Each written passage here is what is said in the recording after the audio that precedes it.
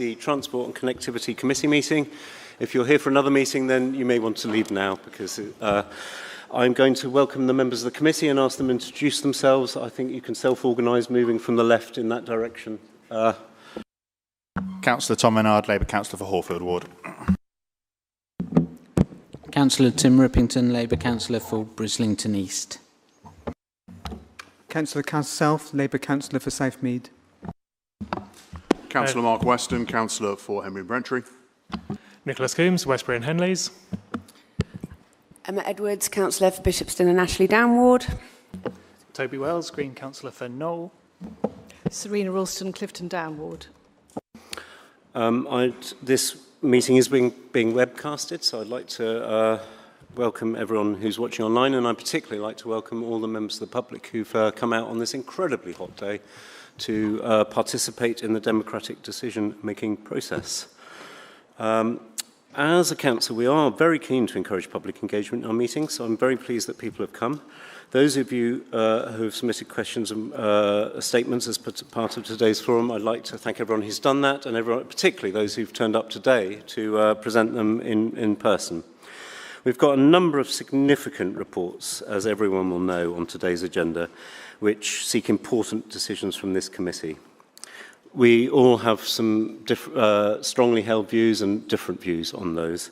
So I will seek in chairing today's meeting to ensure there's an opportunity given during the public forum for those having different perspectives to be heard, and for all members of the committee to have a full opportunity to ask questions and make their views known in the debate on each item of business. A democratic vote will be then taken on each decision.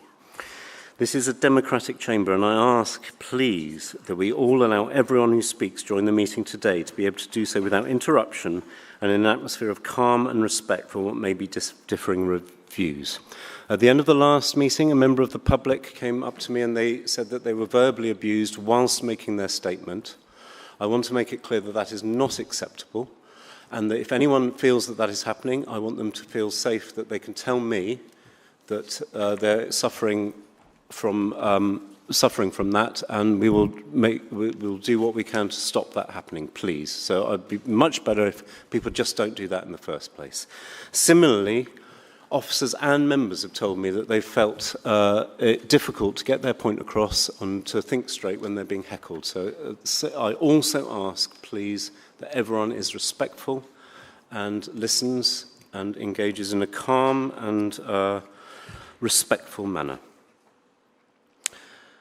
The emergency evacuation procedure is out the front door, down the ramp, and we meet by the cathedral, in front of the cathedral, and we will take comfort breaks during the meeting at appropriate times, depending on the length of time for each meeting, so it may well be that we adjourn. I think we can see that there's no apologies or substitutions. I'd like to ask committee members if they have any interest to declare in relation to items of business on the agenda. They will be recorded in the minutes. Okay, let's move on. Minutes of the previous meeting. I move that the minutes of the previous meeting of the Transport Connectivity Committee held on the 14th of May 2026 as a correct record. Would anyone like to second that, please? Tim, thank you. Chair, I was just pointing out it actually says Adult Social Care Committee on the slide. There's been an awful lot of work to prepare for this meeting. I think everyone who's involved in this meeting has done a lot of work, so apologies for that. So, yeah, just to clarify, we are approving the minutes of the Transport Committee. Yes, sorry. It's the Transport and Connectivity Policy Committee met on the 14th of May. Those are the minutes that you're being asked to agree. So now you're seconding it. Thank you, Tim. And can we all agree those, please? Passed. They are confirmed as a correct record. We are tracking some of the actions. They're all either completed or nearly completed. Rather than spend time now looking at actions, if anyone wants to follow up on them, then I think email me and Sam. Chair's announcements. I have, as ever, there's been a number of officer decision notices published since our last meeting, and those are all available to see on the internet. I have one other thing, which is I've been very pleased to work with the Disabled Persons Strategic Transport Advisory Group, which I set up with Alan Davis back in the autumn of 2024. And a member of that group came with a suggestion that we need to do a survey of blue badge holders. And I'm very pleased that we've put the corporate heft of the council behind that survey, as it was a suggestion from a member of the public who's been co-opted onto that committee. And that is on live now. So if anyone who holds a blue badge would like to tell us about how we're doing in transport, that you can Google, other search engines available. You can search for Ask Bristol Blue Badge Consultation, and you can fill out the survey, and that's open, I think, for about another 10 days or 2 weeks. So very keen. I think this is a first actually actively seeking the views of blue badge holders. That's the Chair's announcements. So we move on to the public forum. We've got 30 minutes for the public forum, and we are starting it at 16:38. We received 67 questions and 472 statements. It's been circulated to the committee members and published online as part of the agenda papers for this meeting. We've also had we've got a number of councillors in the room, and they submitted their statements as well. I'm very keen to hear from the public, so I'll be making sure we have the full 30 minutes for the public forum and for people to have their say. And then I'll be inviting, in the order they were submitted, same as the public forum, statements from councillors. So now I'm going to go on. Obviously, with 472 statements, normally I try and make sure that I'm calling people out who said they're going to appear and who haven't. But today, we're going to start now, actually. And I'm just going to go through the ones highlighted on here as people who've indicated that they're going to come and speak. And at the end, if there's anyone here who does still want to make a statement, then we'll do that, and then we'll move on to questions. So starting now at 16:39, the first statement is Lindsay Melling.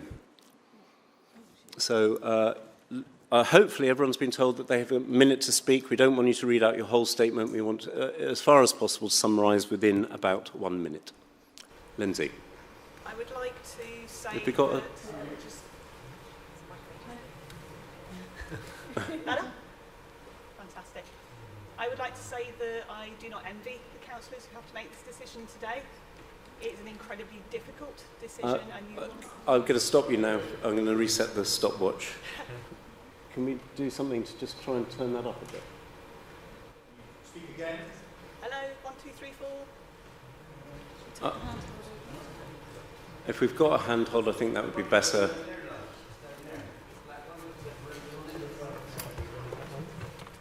That one?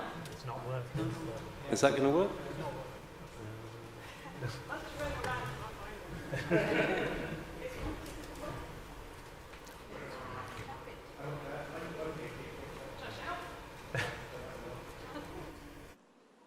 Excuse us. 1, 2, 3, 4. Oh, hello. That's it. Found it. Okay, so let's... Very directional. Right, so we're now starting at 16:40, and Lindsay, away you go. I'd like to say that I do not envy the councillors who have to make this decision. One way or another, you're going to break hearts today with whatever you decide. When you're making a decision such as this, I'd implore you to consider the evidence in front of you and make a decision which is the right and best thing for the communities in the long term. Thank you very much.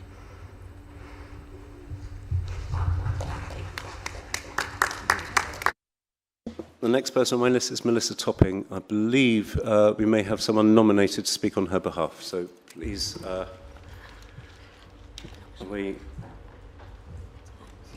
Okay. Good evening.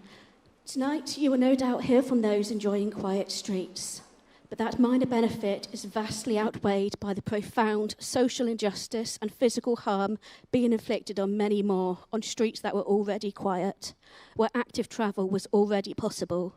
If the scheme doesn't go ahead, nobody suffers. If it does, it's our most vulnerable residents that do. We respectfully ask the councillors we have met over these last 18 months who understand our needs to stand with us today. The council's own internal files admit this infrastructure causes unresolved discrimination, isolation and financial hardship. From disabled residents trapped behind planters to lone women and worshippers cut off from their support networks and GP. You cannot build a permanent policy on a foundation of fabricated data and proven lies, in total violation of the Equality Act. To vote for this today is vote for a known failure.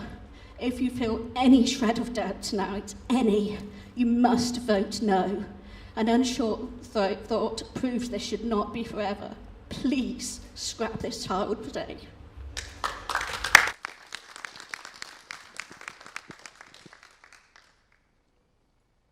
Salem Bennett? No. Luke Coleman? Ben Kerr-Winter? Sue Hughes? Will Greaves? Oh, Sue, is this Sue Hughes? Sue Hughes. Okay.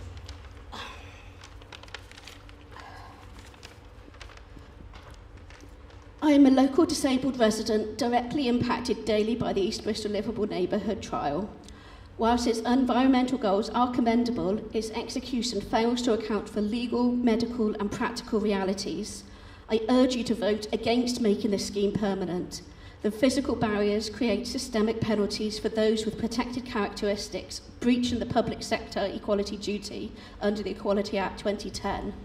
For residents with chronic pain and severe mobility impairments, a car is an essential medical aid, not a luxury.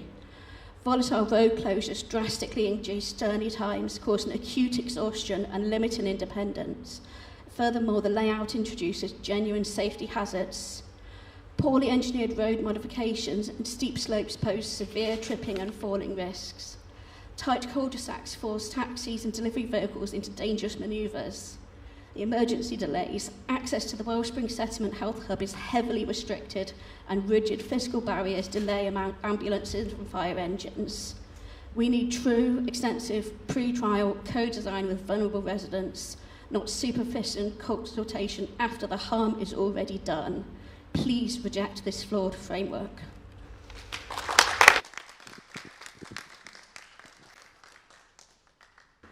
Will Greaves? William Cooter? Bex Martin? Mark Usher? Adam Cattle? Adam.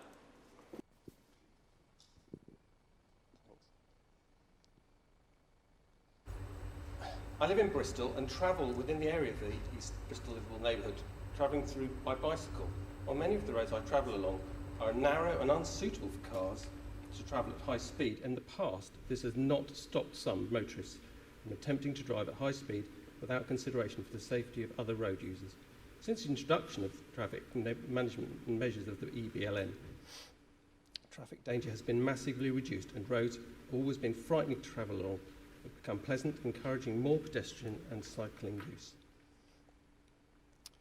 Children and young people do not have the option to drive and therefore discriminated against in any scheme which favours motorists over other active travel users. As many roads are previously configured to favour motorists, the East Bristol Liveable Neighbourhood merely rebalances the priorities more equitably. Bristol has committed to move to Vision Zero.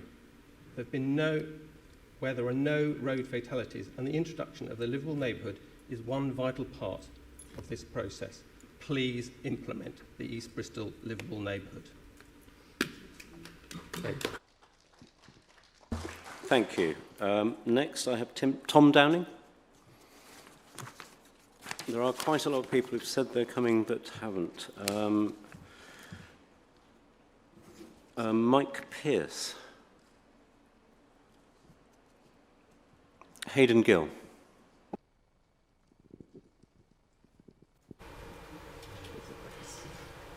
So I support the committee making the East Bristol Liveable Neighbourhood permanent. Residents aren't being trapped because of some 15-minute city 5G conspiracy. I have packed my tinfoil hat just in case. But critics are right about vested interests. The more we rely on cars without viable alternatives to driving, the more oil is bought and burned and makes the billionaires and dictators richer. That profit is then spent on delaying climate action and delaying viable alternatives to driving. This might be a small scheme, but East Bristol is fighting back against the billionaire class. We all want to reduce how much oil must be bought from unstable petrostates. So this isn't just about road safety, public health, quieter streets, or public transport. It goes all the way to the President of the United States. Thank you.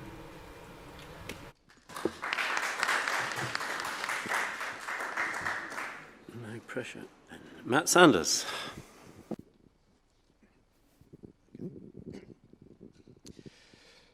The main stated rationale for the EBLN is to reduce through traffic by blocking roads with modal filters. But this causes collateral damage to local residents. So the scheme is only justified if there is a significant amount of through traffic in the first place.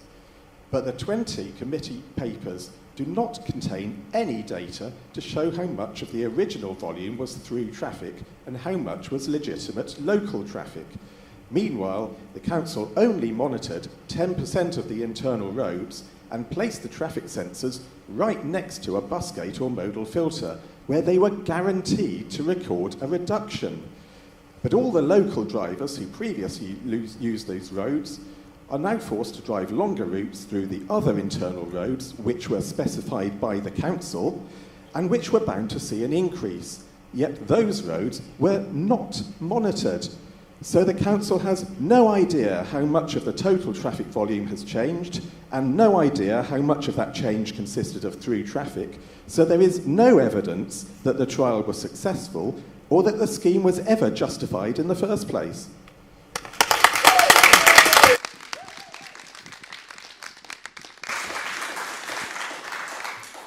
Meg Smith. Thank you. So it's pertinent today when we're voting on whether having the Bristol Liveable Neighbourhood. You might just want to speak up a little bit because it's hard to hear you in the chamber at this end. Okay, so behind the two livable neighbourhoods is the concept that we're improving active and sustainable traffic is a key component of how Bristol can achieve its aim of being carbon neutral and climate resilient by 2030. And we've had the Bristol fifth iteration of the One City plan, which is all about decarbonised transport systems, homes and buildings heated and powered by clean energy. It's pertinent that recently globalist Tony Blair of the Tony Blair Institute of Global Change and chief executive chairman of that, and Tony never goes away, pro the green agenda, is now saying that Britain only has emissions of 1%.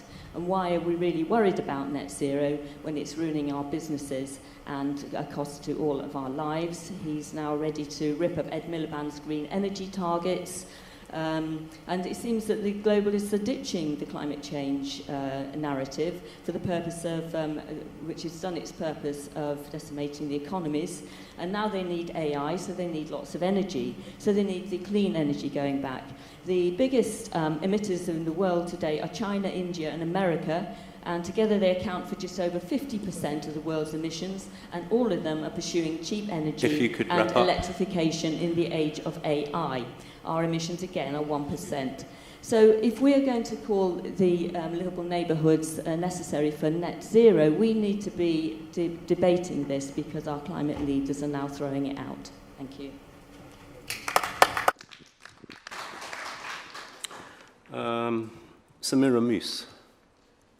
No. Terry Brammer.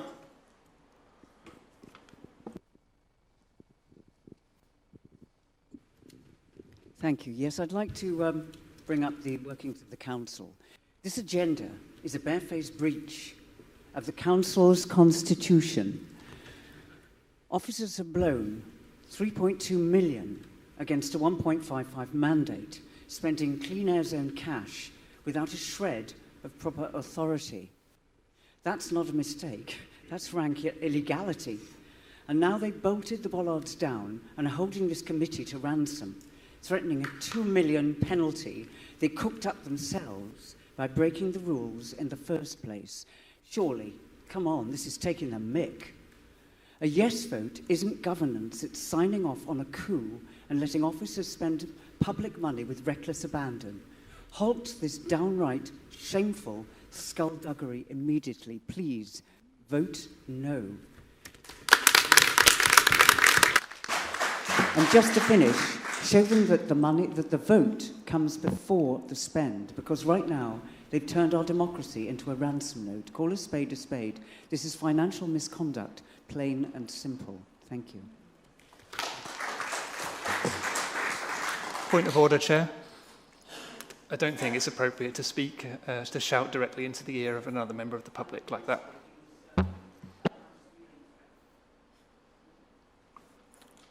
Jack Gill. The Bristol East Disabled Society. I'm sorry. Sorry, oh, I am here. So sorry, I didn't see a... That's okay. Jack. So, hello, I'm currently a St George resident and I grew up at the top of Beaufort Road, and I strongly support the East Bristol Liveable neighbourhood for a number of reasons. Firstly, it has made our side streets peaceful and safe. My memory of growing up near Beaufort Road is that it was often a site of near misses, standoffs and road rage. Now people of all ages can safely walk and cycle it. Secondly, as far as I can tell, traffic hasn't been terribly affected. Buses on Church Road still run smoothly, but pedestrians now have quiet, safe alternatives to the main road. Thirdly, I appreciate the councillors' evidence-based collaborative approach. I feel that they are listening and adapting, which makes me feel confident about the Bristol Council and wanting to stay in St George long term. Fourthly, the ecological goals of the scheme have never been more urgent. This scheme wrestles with thorny issues like climate change and pollution, and it's the kind of change that makes me proud to say I'm Bristolian. It's obvious that the work isn't finished. We have to fix accessibility issues for disabled residents and improve public transport, but I think that means developing the scheme, not scrapping it. Please let this vital work continue. Yeah,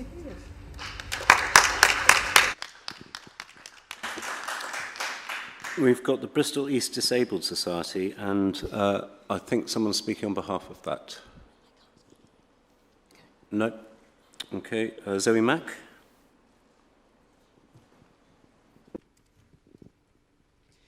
Thank you. ChatGPT's assessment of the EBLN business case regarding the consultation results says 30% support, 18% neutral, and 46% opposition are reported as 48% supported or neither supported nor opposed. That arithmetic is correct, but the framing may influence interpretation.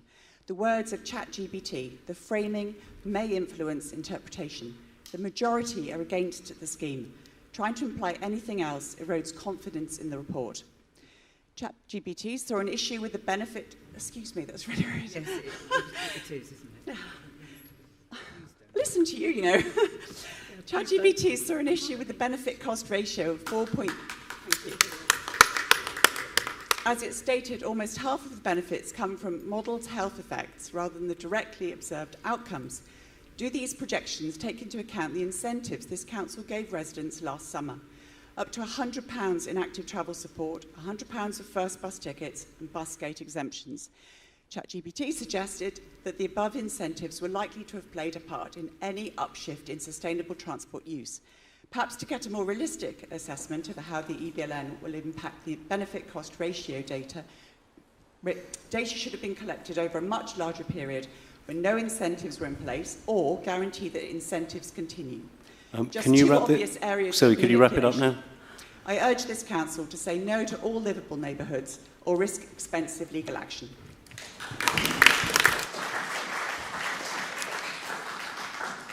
Next is David Redwell. I think Sam's just trying to organise a microphone, but I can hear... Oh, well done. So, David. South West Transport Network. First of all, the principles of the East Bristol Liveable neighbourhood are very acceptable. The issues we need to sort out is to make sure we've got the walking, the cycling, the access to disabled people, and the access to people with reduced mobility. We must make sure the bus services flow through the area effectively. But are we going to create a Bristol for the future that's simply driven by the private car? In which case air quality drops, in which case the city never gets any better and the environment never gets any better in this great city and its region. We've got to change the goals of the city, and that means improving public transport, walking, cycling, and making sure people with reduced mobilities, disabled people, have access to their homes, to their schools and their workplaces. But I would urge the council and the mayor, who's got to pay for this, to carry on with this scheme and work through those principles.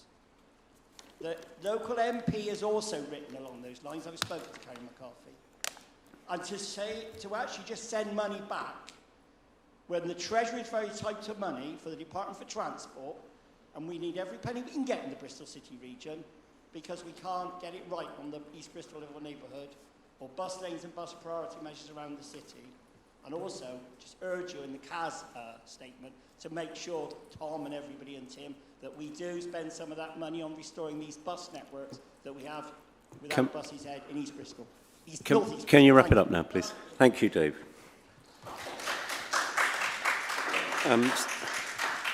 Sachin Joshi? It's on his way. It's just... Yeah.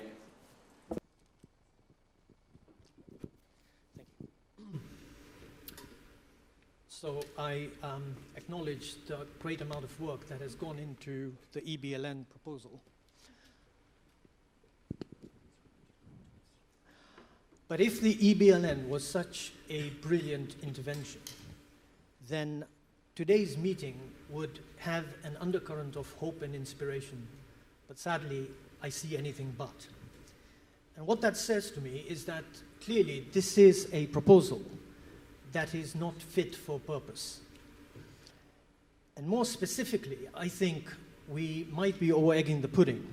The scheme is far too large. I think it could quite easily be shrunk into 2 individual components, and you'd still get the funding for the right one.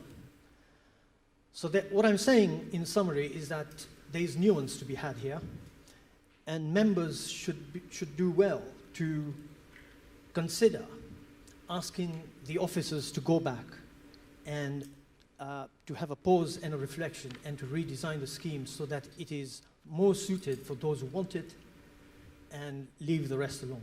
Thank you very much. Thank you. Thank you. Alexandra Veitch.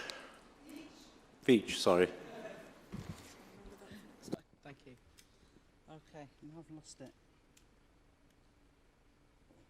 I've lost it as well. I've had it all the time. Hang on a sec. There we are. Okay. I've lost it. Never mind. I'll just have to wing it then again.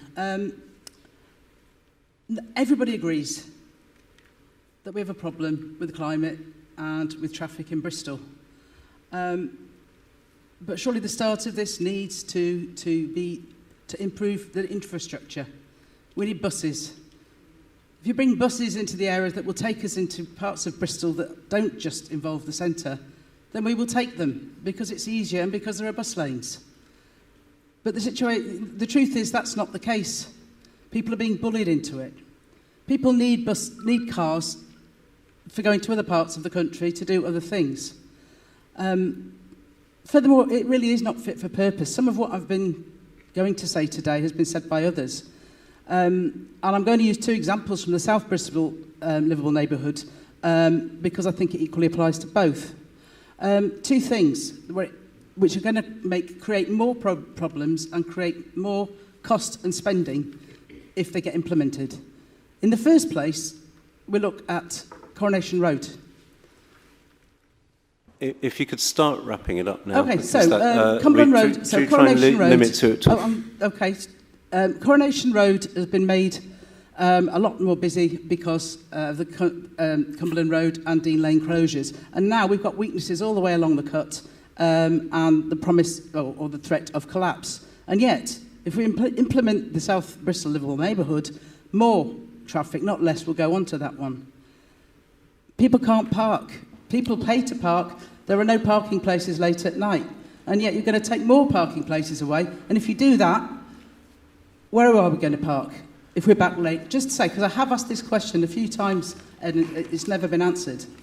If I cannot park within my zone, where can I safely and legally park? I've paid to do it. Alex, I've not had an answer Alex, to that. can you wrap it up now, please? Could you just answer that question then? Where do I park if I cannot, without penalty, legally, if I can't park in the area where there are 300 parking spaces more than there are permits than there are places? And then also, lastly, You've taken twice as much time as anyone else now, Alex, so I'm going to ask you to wrap it up. Oh, yeah. If you want to ask a question, I'm afraid the time is that the next committee you can ask a question. I've got Julia Costa-Canero. Thank you. Good evening. My name is Julia Costa-Canero, and I'm leading the Bristol Civic Observatory. Last year, we held pop-up conversation stations in Barton Hill and facilitated over 300 conversations with people who came with a clear no or yes position. What surprised us was that once we moved beyond these labels, people wanted many of the same things: safer streets, independent children, and places where they belong. Our data and many of today's statements show that most people are not simply asking to keep or remove the scheme. They are asking how to improve it. So why is the debate still so polarized? I believe it's because we have asked the wrong question. The question is not whether Bristol should invest in healthier neighbourhoods. The question is whether we are investing in public services that help people adapt to change fairly and give communities a genuine role in shaping it. Today we are publishing the Green Gauge Civic Observatory data. I invite decision makers to use our evidence and make livable neighbourhoods part of a just transport transition. Thank you. Thank you. Lastly, Rosa Kell.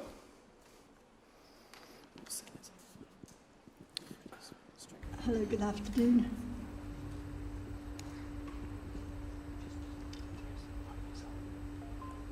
Can you hear me okay? I'm going to abbreviate my very long statement considerably. I too, like some of my colleagues on this side of the room, support the East Bristol Living Neighbourhood scheme. I think priority bus lanes are essential to get people moving and get to their jobs, get to their appointments on time. We've got to find some way of accommodating the cars, but buses must get their priority measures, so please don't scrap them. We, as Somerset Bus Partnership, Somerset Catch the Bus Campaign and Gloucestershire Catch the Bus Campaign, support it, and I'm here to speak for them.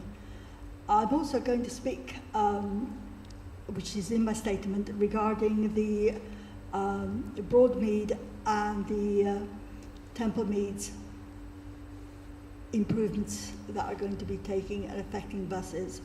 I urge you, please, please, please, to talk to the bus operators, make sure that they, yourselves, and the mayoral combined authority do actually pass the information to passengers, because obviously it's going to be affecting a lot of people when those changes start going in, and certainly at September.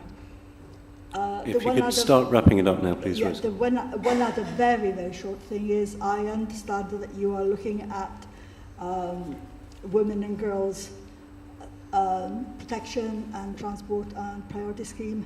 I'm sure you realise that Alex Rayleigh already runs a forum that is cross-county, and of course the onus is very much on the Mayor of Western Authority to implement such a forum. I hope that you are speaking to them and just wish to support the work that you're doing, and that's it. Thank you. Thank you.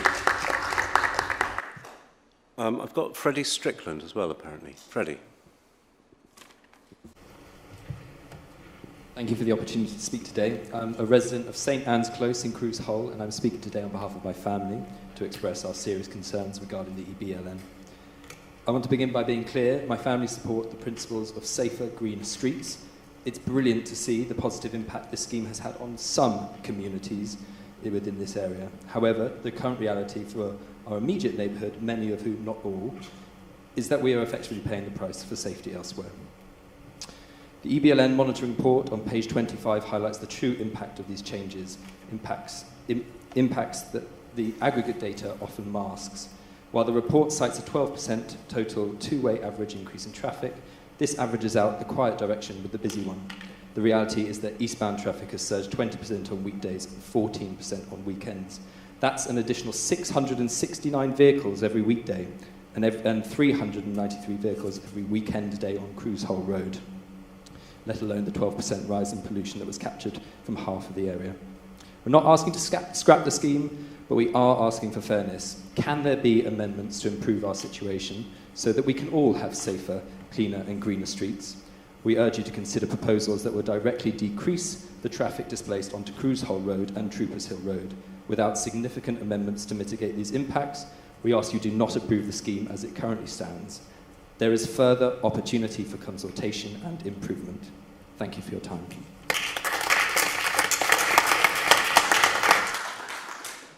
Thank you. Caroline Dunn. I'm sorry, I'm already breathless. You have to give me extra time.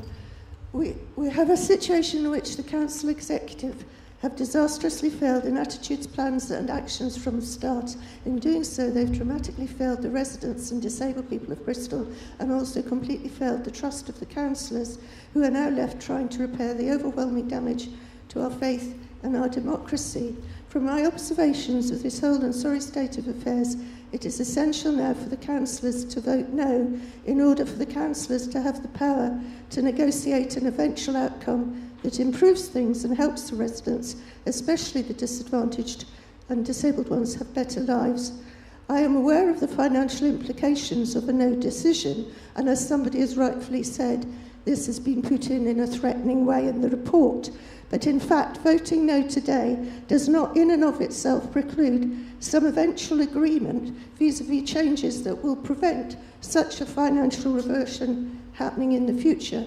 We can, for example, consider time-dependent one-way roads, also time-dependent bus gates. We can mix these ideas and have bus gates operating one direction in morning rush hour and another direction in the evening rush hour. There are all sorts of sensible things with co-design that could be thought of, but you need to start voting no first to be allowed to do this. We need to pick up the pieces and go on, and we can do that. But in my opinion, we will only achieve a cooperative, happy future if we do start from this vote for now, which will give the councillors the time and power to consider genuine alternatives with residents, and I mean genuine, or we will just have yet another disaster and more time wasted with no cooperation, and we will have the eventual reversion of funds. And please, we don't want any more public arguments with our good lady mayor. So can I argue, please, for a vote no for the scheme, which has been called a trial, but in actual fact has been imposed with the intention, seems to be, of always being permanent. And then, with the plans to actually go back to the design board to look at some incredibly sensible suggestions that have come out over the last year and a half from a lot of the residents and from other people, to think about fire engine safety, access properly, and come to something which does not mean we lose the financial money from the mayoral authority, but which Caroline, can you wrap it up now, that please? everybody lands up with a good thing happening well, constructively, in what is currently called the EBLN. Thank you. Thank you, Caroline. Look, we've had half an hour. I want to know if there's anyone here who has planned to make a statement who hasn't yet had the chance. I'm going to extend now the public forum by 15 minutes so we can have at least some of the questions that have been submitted, and once again I'll take them in order. Councillors, I'm going to have a specific moment for you to make your statements after the public forum before we go into the actual agenda item. So don't worry, I haven't forgotten you, but I just want to make sure we've got plenty of time for the public forum, so I'm extending it by another 15 minutes, and we're going to go through as many questions as we can. So I urge everyone to be brief with their questions, and officers and to try and be brief with their answers as well. So first we have Meg Smith. You've got two questions. You will have seen your answer, so you're allowed up, I think it's two follow-up questions. Yeah. Okay, well, it's actually one question. The question I put in was for the last transport meeting, and it was called defamatory. I put that question through ChatGPT, and it's been accepted this term. It's really about the material misrepresentation of the evidential basis of the South Bristol Liveable Neighbourhood scheme. And your answer to that, thank you, was the methods used for baselining and monitoring traffic patterns, such as rat running, is in line with good practice. I'd like to know how it is in line with good practice when we know that in June 24 there were 25 ANPR cameras, but they did not sit in Southville. They were on the perimeters, and there was not 5 of them tracking the exit and entry points. So how can that be good methodology of the ARAP analysis, please? Thank you. I think that's one for Adam Carragher. Yeah, so we put ANPR cameras in to do a high-level assessment of the whole area. Following on from that, we've done more detailed assessment.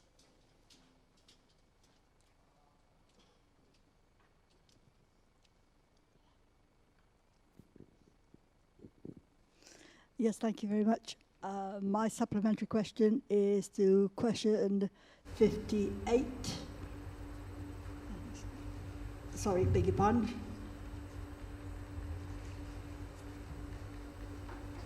57. Thank you very much for assuring us that the consultation has taken place with regarding to putting the passenger information campaigns out. But can I ask, do you know when they're going to be putting out? Because obviously we're now into August holiday season, and people are going to be going through these, requiring these new bus stops and new bus changes at Broadmead and at Templemead quite soon. I don't have the exact dates to hand, but I will ask one of the team to respond to you and give you those dates. I think the simple answer, without putting dates on it, is in good time. Did you have another? Just a very quick one. We support the working parking levy scheme. Personally, I think it's a great idea. I know you're working with the other authorities. Again, a deadline. Would you have any ideas to when you're likely to sort of put something in place? 28, 29, 2030? Or am I still sticking a finger in the air? So the levy, if approved at various stages, would expect to be doing the full business case from kind of April 2027, potentially would take a year, and then there'd be an implementation period, which would depend on how long we'd want that to be, could be up to 6 months after that. We are running out of time, but we've got two people who have been very diligent in coming and asking questions to this committee, so I'm just going to let you both have questions. We are out of time, so I'm going to ask you to be as quick as possible. Satjan. Thank you. So in the full business case, it states that there are 46% against the EBLN, 30% in support, and 18% who did not support or did not oppose.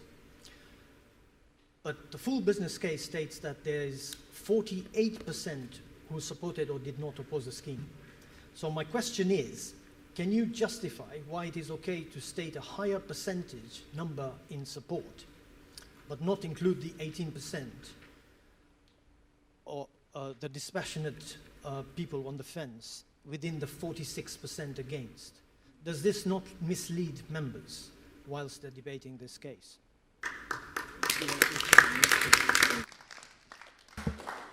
I think the statement is correct. We've been clear on the statistics, and the statistics are all set out in the FBC.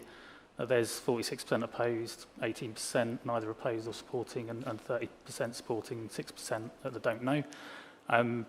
Generally, there's been a lot of discussion around a majority of people not wanting the scheme. That's not shown by the polling. And the final point I would make is generally people are more inclined to set out things that they're opposed to. So having a view neither way is often more associated with the supported side. be for the avoidance doubt. Do you have another? You're allowed 2 follow-ups, so can we just So my second question is thus.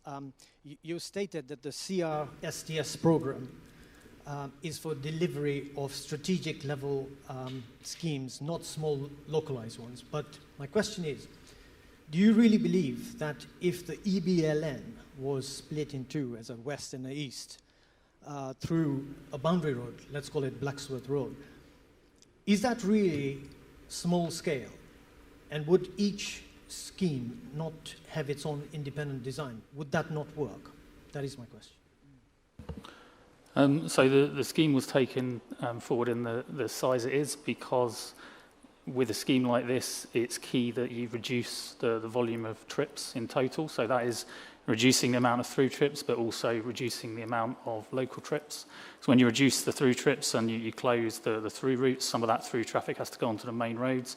You need to create capacity on the main roads for that traffic to be there. That means having fewer local trips. In order to achieve that, you need a scheme of sufficient size. So when we were deciding on the scheme size, it was suggested, should we take forward a smaller scheme? And the view was no, that wouldn't work because it wouldn't have enough of an impact to drive the behaviour change that makes the overall scheme work. Right, Matt. Matt Sanders. Matt, you've been here a number of times and you have a habit of making your questions into something of a speech. So I would urge you, please, can we just have a question? Okay. I'll follow up on the third of my questions, which was about through traffic. And the answer referred me to a statistic that's also on page 25 of the full business case and in lots of other places it's been quoted, which says internal roads saw a 77% reduction in total traffic volume. And that's referring to something in the monitoring report from 16 sensors. And you see all the green ones, there was a reduction, and that's because, as I said in my statement, 15 of the 16 monitors were put right next to a bus gate or a modal filter. So, of course, they would show a big reduction, and Beaufort Road says 99% reduction. And so the question is? The other 1% were motorbikes who were going through the modal filter illegally. So the other question is, what about the other one? You see, the orange one is Great Western Lane, went up 288%, because of drivers trying to evade the Marsh Lane bus gate. So obviously you got rid of the Marsh Lane bus gate because that was such a ridiculous fiasco. But then when you quote... Still not a question, Matt. 77% reduction on weekdays is calculated by adding up all the green ones and not including the orange one, not including 288% increase on the orange one. So your average of your own gerrymandered 16 results should actually be 54%, not 77%. So every time the full business case quotes 77%, why isn't it saying 54%? Because that's the real average of the data that you collected.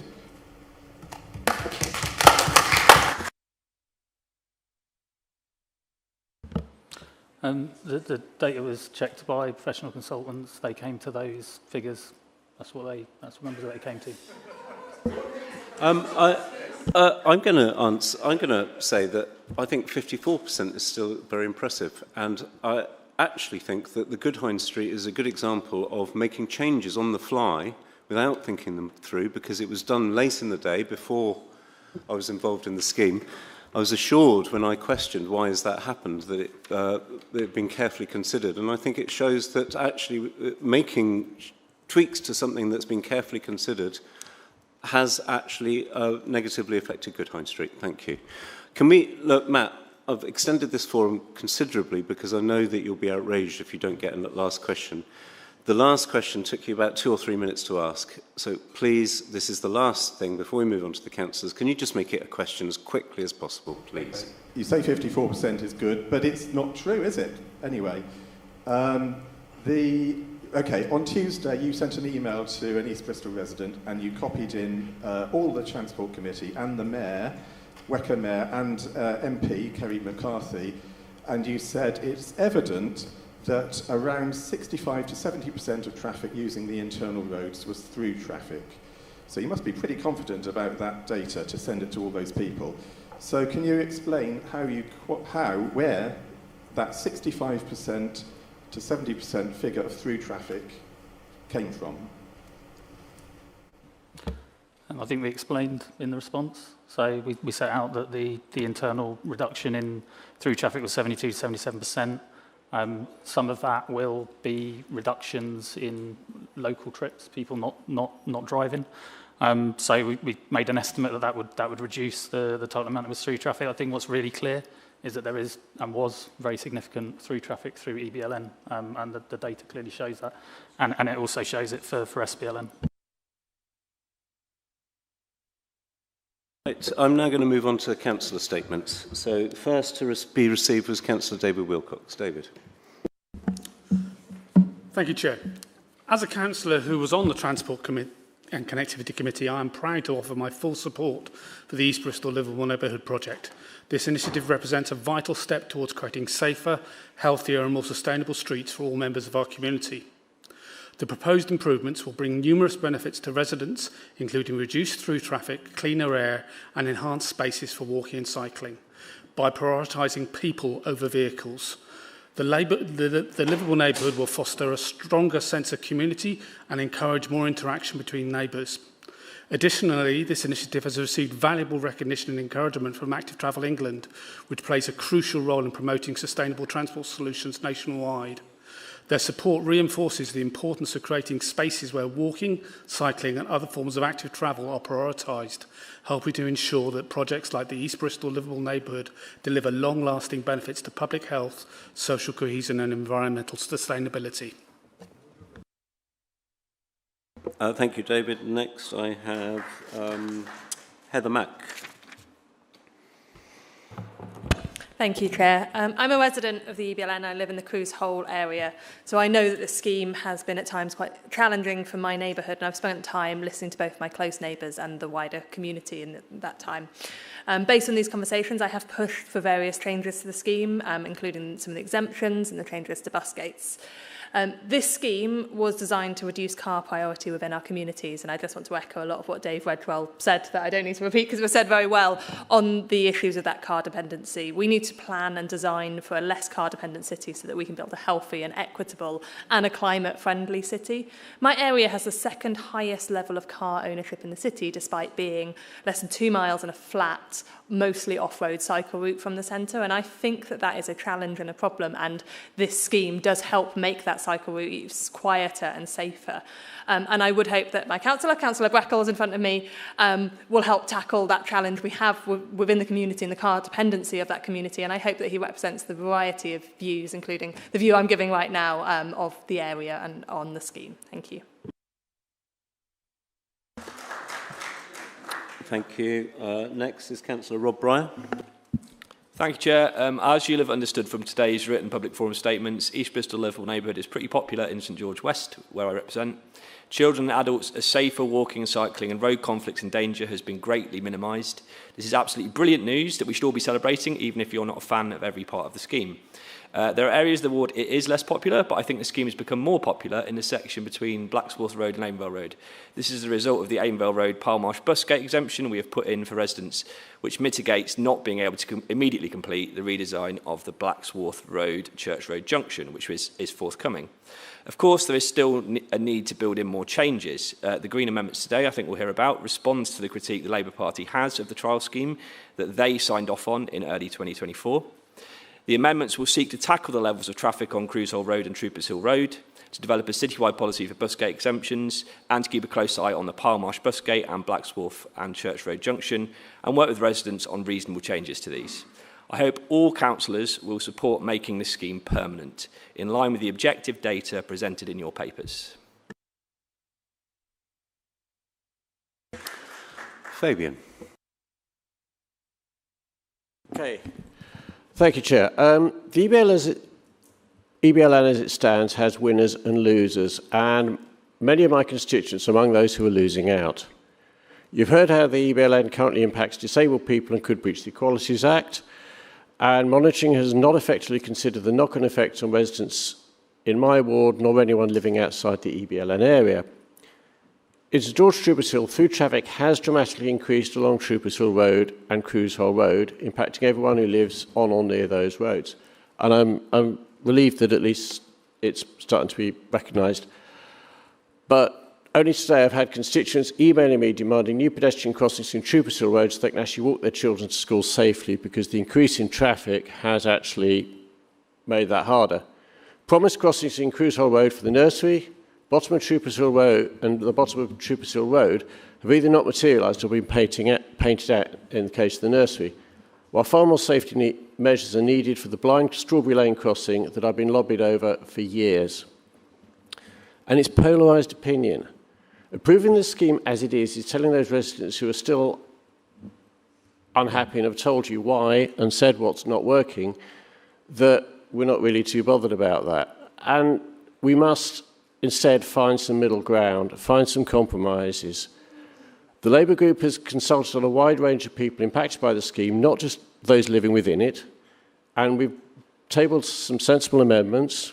Other amendments have come up too, so don't ignore them and don't accept the scheme as it stands. Please start consulting on the amendments that the scheme clearly needs, and let's try and find a way forward that that doesn't polarise opinion and becomes something that people can at least accept and live with rather than hate.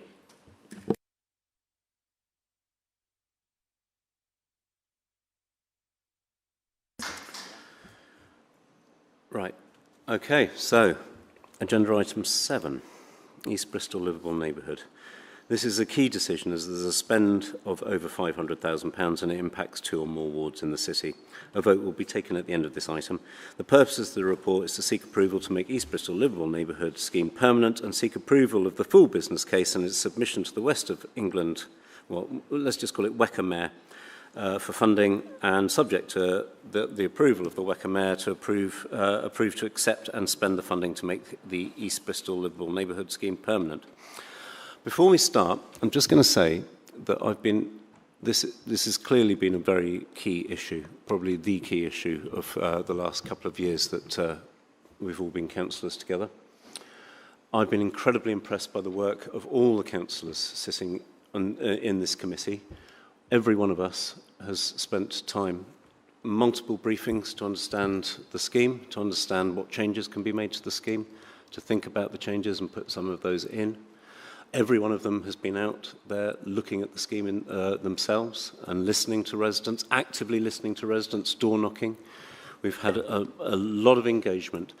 So I just want everyone in the public gallery to realise that every single one of these committee members have done their due diligence over a number of months, and this is something that we all take incredibly seriously.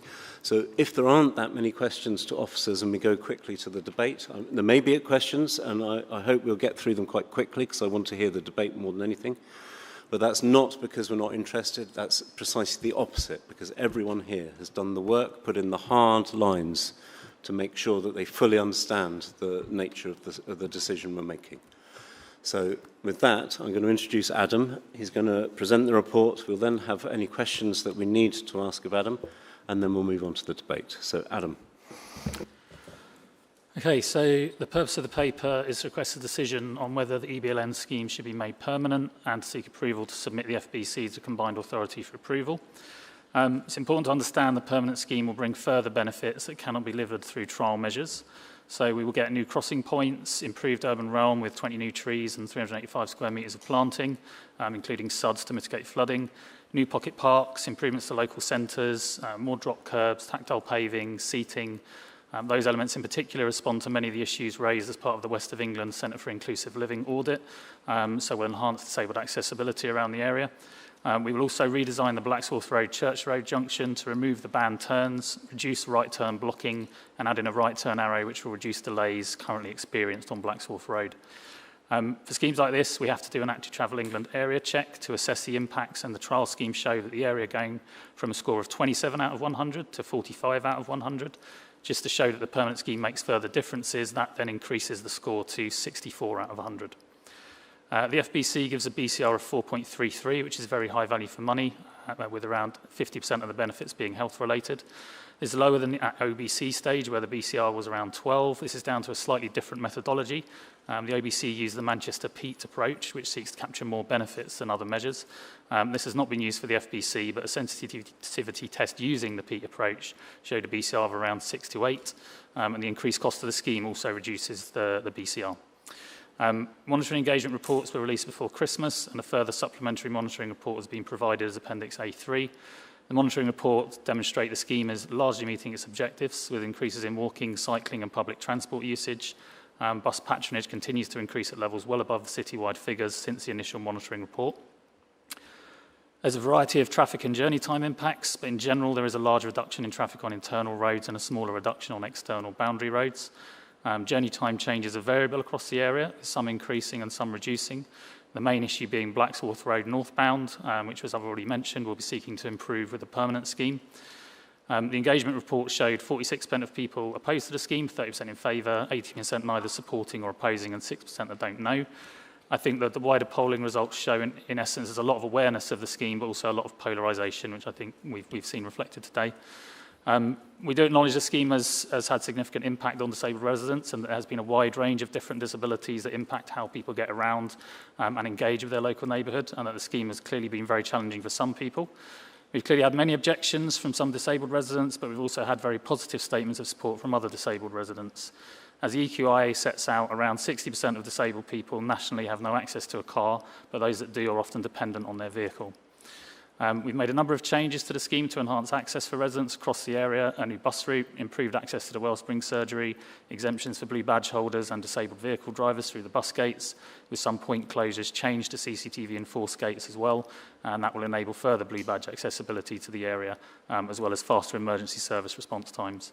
We've also removed the Victoria Avenue bus gate, and in total we provided 525 exemptions.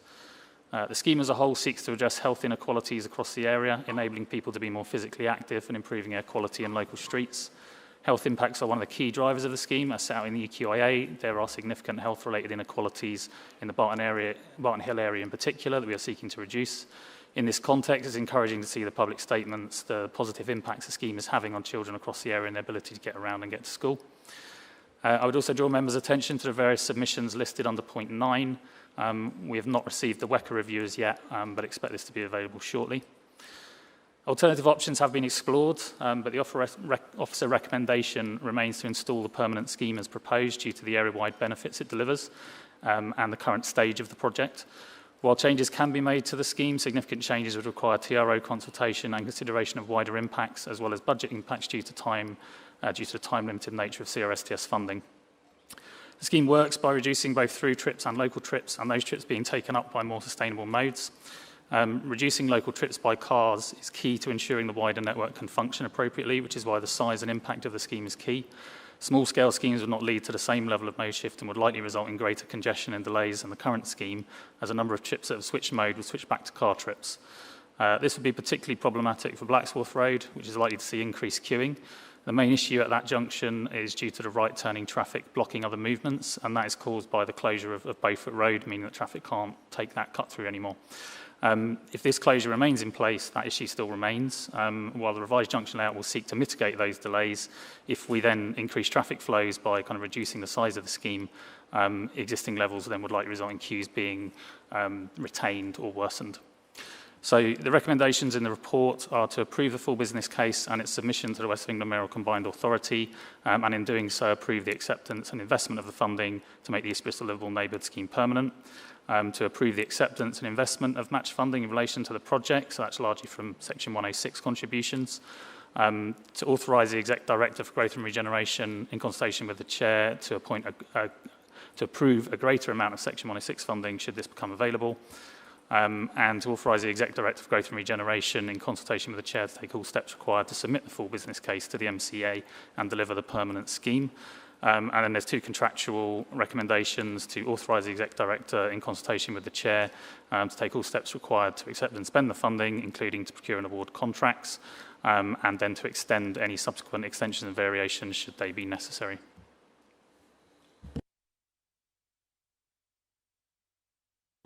Thank you. Thank you. Any questions? Tim. Thanks very much, Chair. People have talked today about the scheme being scrapped if the FPC is not approved today, but I understand that this is not the case. Please can you confirm what happens next if the business case is voted down today? Thanks. So if the business case is not approved, we would seek input from committee as to what they would want to see changed or removed from the scheme. We would then draw those proposals up and bring them back to committee to approve. And I think obviously we do that as quickly as we possibly can. Kaz. A few questions. One is a very minor technical one. The junction of Church Road, Blacksworth Road, will the right turn lanes have a filter light? Yeah, that's what we're gonna propose. Okay. So we've moved the right turn lane over so that the cars are less likely to block the ahead traffic. So currently, kind of a couple of cars turning right block the ahead traffic. We've moved the lane over so that could be 3 or 4 cars, and then we're going to have a short right turn arrow at the end of the stage to give dedicated right turn time as well. Okay, thanks. A more substantive question is, what will be the process for deriving the exemptions policy? Sorry, could you just repeat that question? What will be the process for deriving the exemptions policy? So we'll look at best practice nationally. We'll look at what exemptions are in place currently within Bristol, and then what the impacts might be of differing exemptions, and we'll bring that forward as a paper. And my final question. The Green Party have put in an amendment just 5 minutes before this meeting started. And you've mentioned in your report that you believe that no further changes are required to the scheme. So did you discuss this with the Green Party chair? And why do you believe that no further changes are needed to the scheme? So my understanding of the amendment is that it mainly reflects on changes outside of the scheme, so providing funding to improve roads where there have been further impacts. The scheme as itself, which is the FPC that we're approving, is limited to what is within it. So we don't believe any changes are required to that. However, there is a monitoring evaluation period that follows on the full implementation. And should that show that changes need to be made, then potentially they could be made after that period. And I think that's part of the remainder of the amendment as well, which is looking at further monitoring of the particularly the Palmarsh busgate.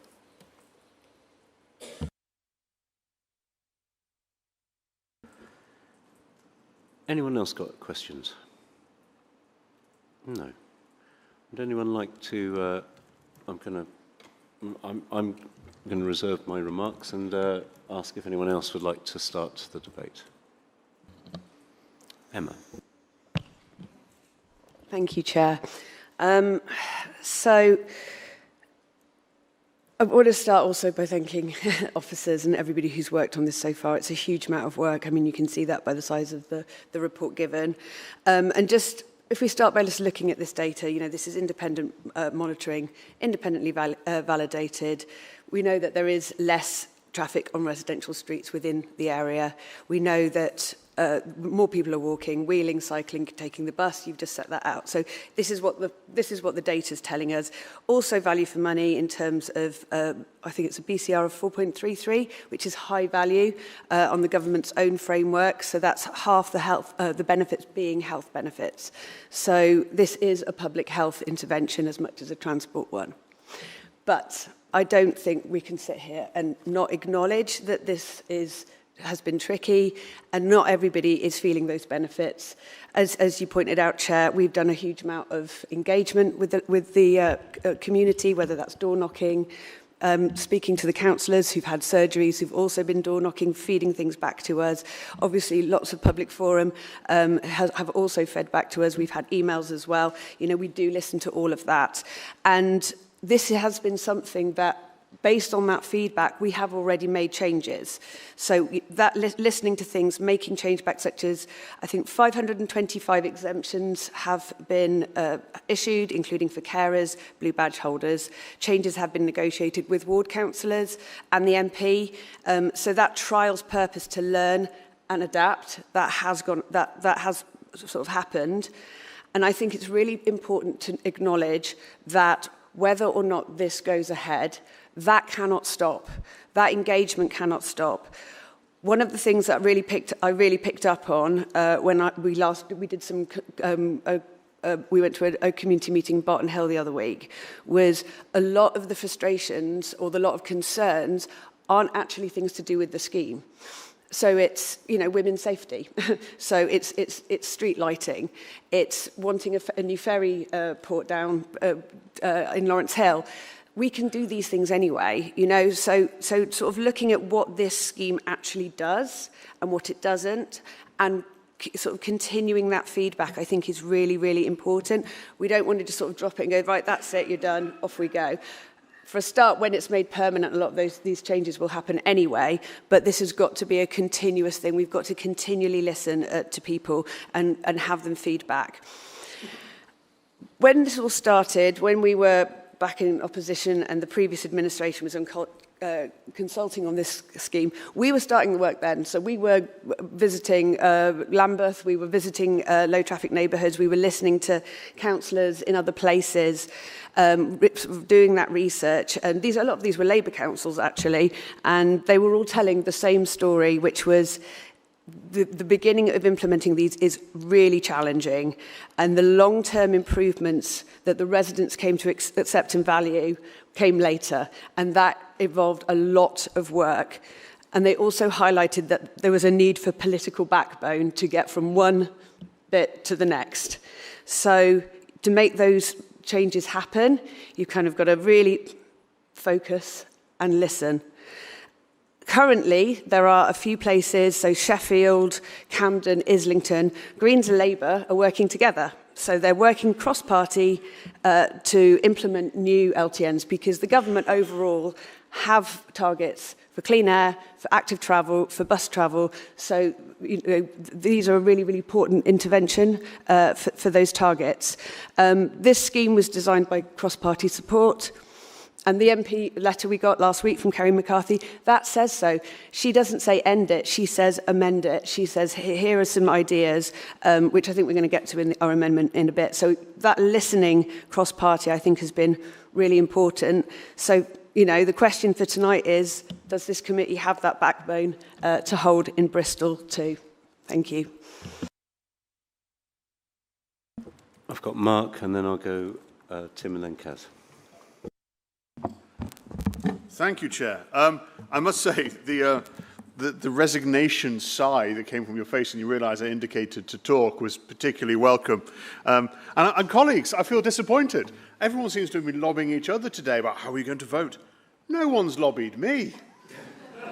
There was no... Am I that transparent? Absolutely, Mark. Absolutely. I mean, I came in, I'm when I started politics, I came into this with a naivety. I thought, we should be into politics to try and unify people. Then I realised I was a Conservative, and at least I unified everyone against me, so it was all good.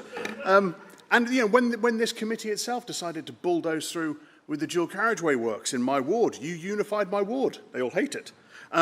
But not with the EBLN. What you've managed to do there is tear a community apart so that it's fighting itself. And it's caused absolute misery. Now, from my perspective, I am not confident in the data we've got.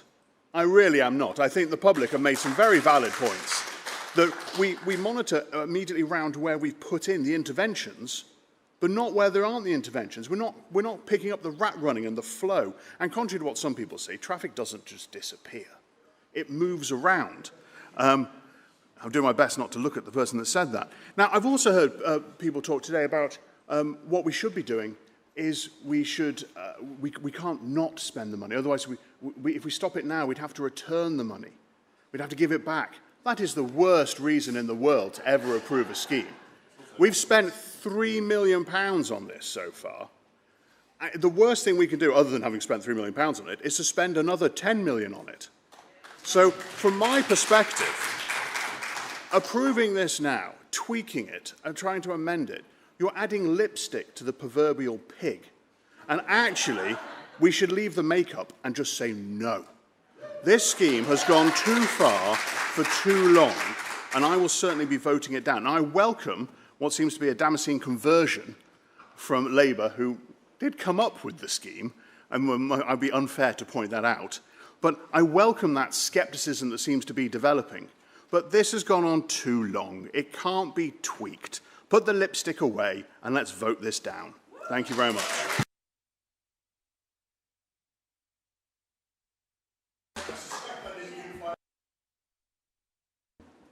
Tim.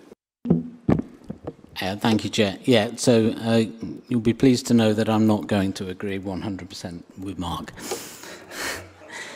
The paper says that the CRSTS programme is for delivery of strategic level schemes, not small localised ones. Yet we have recently considered small schemes under CRSTS, such as Rosemary Lane and Denmark Street. So that's not quite the case, you know. Let's be clear. The EBLN was submitted as an LTN, low traffic neighbourhood scheme, and this requires it to meet DFT guidance for LTNs. Fully appreciate that. We're told that if parts of the scheme were scaled back, it would no longer be eligible for CRSTS funding. However, WECA have confirmed to us that a revised scheme submitted as part of active travel improvements rather than as an LTN would also qualify for CRSTS funding without having to meet LTN guidance. So for this reason, we were happy to submit amendments which would have kept the most popular parts of the scheme, and we do recognise that there are very popular parts of the scheme which are doing a good job. Beaufort Road in particular, you know, I know the nightmare that it was before. We've spoken to residents up and down there, and we appreciate the improvement that that road has seen, even though the parking and things like that still need to be sorted out because it's brought with it new challenges. But as I say, for this reason, we were happy to submit amendments which would have kept the most popular parts of the scheme while removing the parts which are the least popular. Unfortunately, these amendments have not been allowed by the monitoring officer, and so we are presented with a binary choice. We feel this is wrong. The scheme has proved so divisive and polarising that we don't feel we can support it as it currently stands. If this FBC is voted down, there will be further consultation and collaboration, and this is what we want to see, and this is why we'll be voting against the FBC today.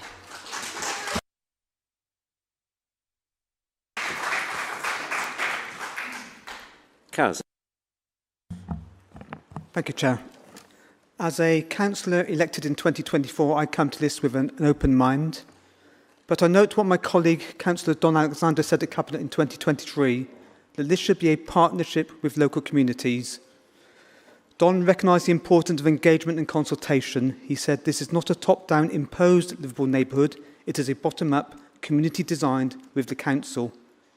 In that 2023 Cabinet meeting, a councillor made a statement to Public Forum talking about having masses of LTNs rolled out at pace. That was you, Councillor Plowden. But Marvin Rees talked about a just transition, and we heard that in Public Forum today. If you want to go fast, go alone. If you want to go far, go together. It needs to be felt and owned by local people. From what I can see, the EBLN has failed to take local people with it. They feel it is being imposed on them. I do note the objectives of the EBLN were to reduce through motor traffic and increase cycling, walking and public transport, and to reduce motor vehicle movements across the area when considering boundary roads and the inner area together. I'm a data-led person, and the monitoring report suggests for the most part the EBLN has met some of its objectives. But I note the figures for walking suggest very limited improvement due to the scheme, and of particular concern is a reduction of 20% in pedestrian activity near the Parlemarsh Blacksworth Road crossing. It's good to see the number 16 bus route is doing well, a service introduced by a task and finish group that my colleague Tim Rippins and myself were part of. This is a great example of carrots, not just sticks, to bring about positive change. There are positive things on this scheme, as been mentioned, on Beaufort Road, but there are some people who have concerns about Barton Hill. And there was some opposition to the scheme in St George, on some of the doors that I knocked on. In my opinion, there's been poor communication and leadership from the leadership of this council. And one example would be what constitutes a 6-month trial seemed to turn into something that was never-ending. The Green Party claim that we're just chasing votes. Well, excuse me, weren't you the ones playing populist politics by promising to save Eagle House or to save Yew Tree Farm? Broken promises just to chase votes. I note the high level of awareness of the public, the petitions and protests.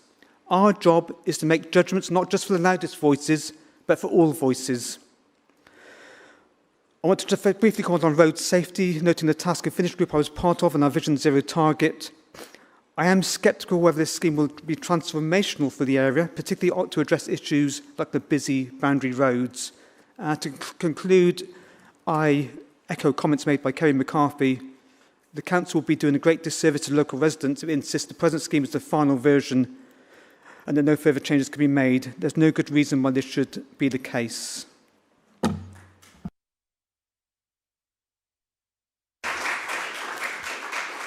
Nick, then Toby. Sorry, Nick, then. Oh, sorry. Thank you, Chair. So, this scheme has clearly generated some significant opposition from the public. My inbox over the last few weeks has been fairly evenly split between EBLN lobbying and missed bin collections. But I'm not surprised that there has been a good level of opposition to this because of the inauspicious start to the Liveable Neighbourhood programme here. I think putting in permanent traffic regulation orders for a trial scheme suggested that whoever was doing that was being insincere. That was clearly a mistake. I think the cliff edge funding that we get from the CRSTS programme that tells us that we've got to get this done by a certain date, otherwise all sorts of terrible financial arrangements will happen. That is not conducive to good decision making. But I think the main problem with what was implemented is that the trial was all about the sticks, the restrictions, the stopping people from doing things that they wanted to do, without putting in the positive interventions that facilitate alternative methods of transport. So given this start, the fact that many residents are still in favour of the scheme actually shows the potential for livable neighbourhoods and why many people want them to roll out further. From that inauspicious start, there have been a series of changes to the trial scheme, and even more of them are due to be added today if the paper passes. There have been a series of amendments which I think, perhaps surprisingly given our experience with Bristol City Council, demonstrates a willingness to learn which we absolutely must maintain.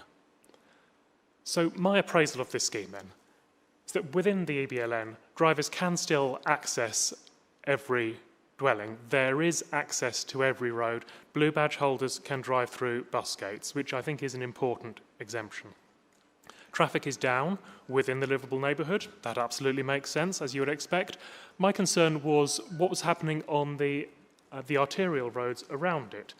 And I am pleased to see that the monitoring demonstrates that that is stable and that buses are still going down Church Road.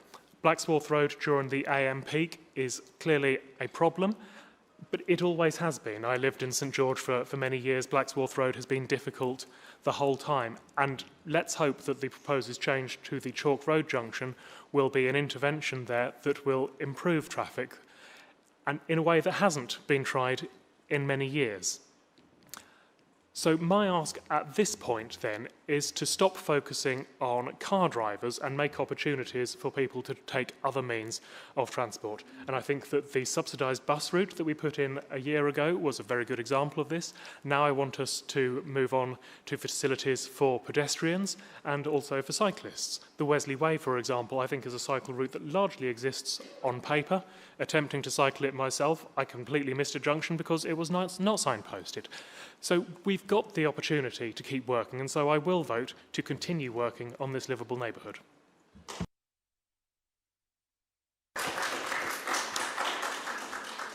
Toby. Thank you, Chair. So despite being quite painful at times and very often being used as a political football, although Councillor Weston, I'll excuse you from that, you've been very clear at one end of the pitch. Is this working? Is my mic working okay? Yeah. Continue looking forwards. Okay. Yeah, so despite all of that, I think it is actually a good example of the co-development process working, and that's reflected in the shift in the public sentiment that we've seen in the public forum today. If we look at the statements that were submitted, there were 303 in support of the EBLN, 148 opposing it, and 11 neutral statements, and a few on some other topics. I think that level of support in public forum for anything at this council is almost unprecedented. Why do I think it's been successful, and why do I think that shift has occurred? Because of the iterations that have happened during the trial period, that we have learnt from the data, from the issues that have been raised by campaigners on both sides of the campaign, and also that we will have significant further changes as part of the permanent implementation as well. We won't ever get to a point where everyone is 100% happy. We're at a point where concessions have been made to both sides whilst managing to maintain the majority of those benefits. And I think whilst we're in that position, that's a good place to be. The Green Amendment, which we're going to hear shortly, will continue that further engagement with residents. It will continue the investment in the area around the scheme beyond what's proposed as part of the scheme itself, and will continue to develop the exemptions policy for the people who need it the most. So I'm confident that the approach that we've eventually come to in this scheme is a good one, and the approach that we will continue to take is a good one, and therefore I will be supporting the scheme.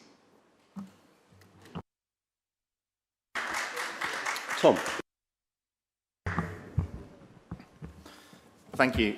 And, I will start by just saying thank you to all those that have worked on this scheme, despite how divisive it's been, and also to everyone that's contributed views and engaged with this. I want to start just by looking at the choice that's before us today. It's a binary choice. Approve a full business case for a deeply controversial scheme that's already in place, so it then goes to the West of England Combined Authority for consideration, or reject it with next steps then unclear and the scheme remaining in place. This is not the position we should be in. When we are dealing with complex policy issues, there should be the space and opportunity to carefully consider the issues and find ways to achieve a middle ground and compromise. This scheme has been long in the making, sparked a range of views, and has been the most polarised issue I've worked on in my entire adult life. It has created winners and losers, and we should be mindful that while some areas are seeing real benefits, particularly in the Beaufort Road area, there have been knock-on impacts to others elsewhere, and this does need addressing. The way we implement policy is key. It is important that we bring communities with us when we're shaping the future of our city.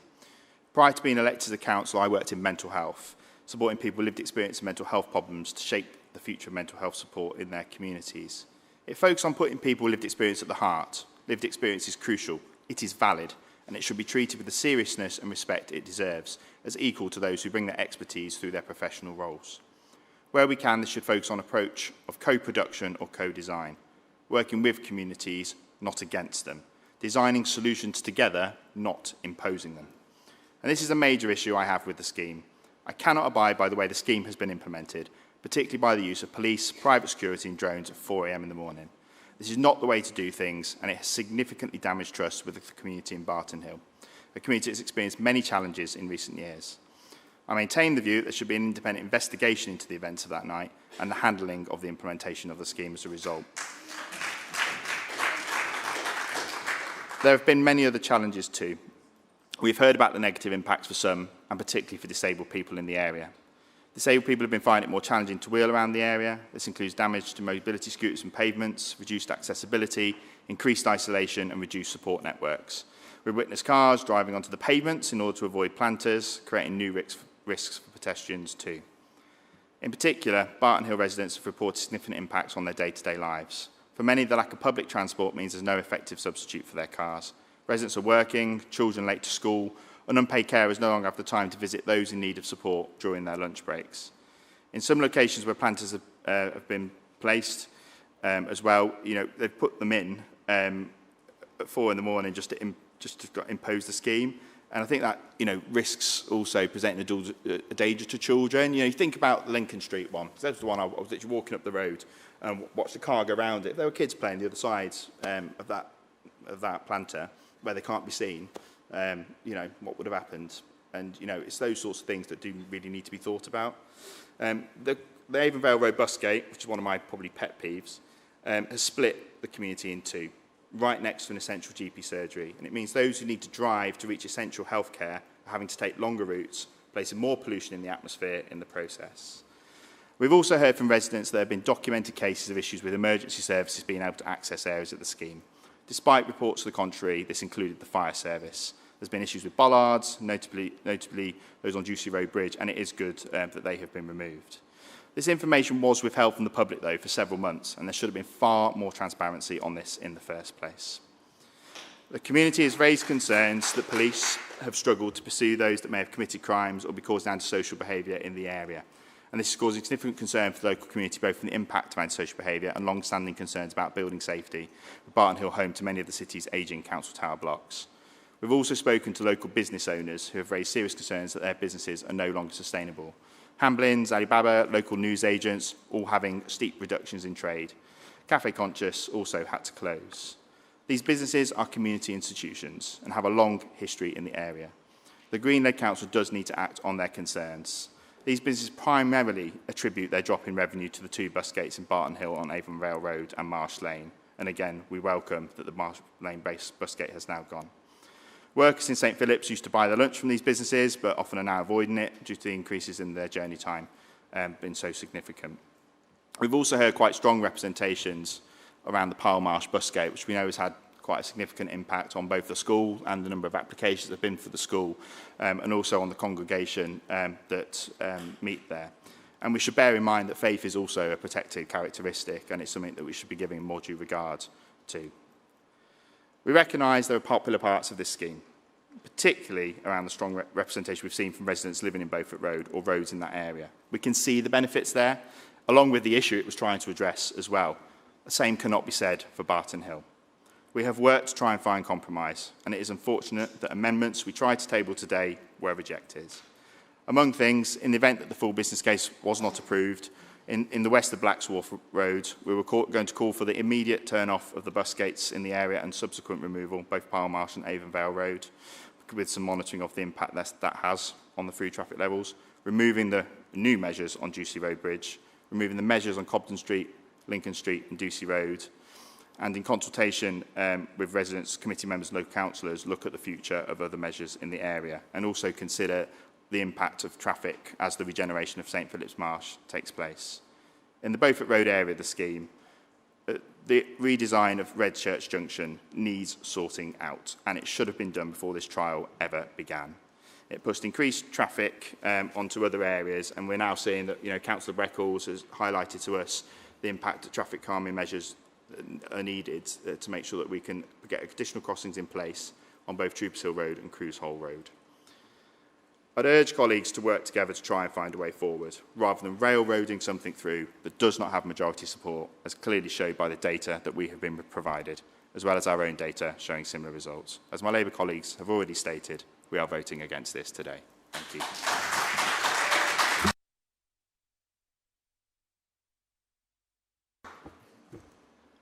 Well, colleagues, I'm going to move the report. I think that's Chair, do you not need to do the amendment before the report? No. I've got.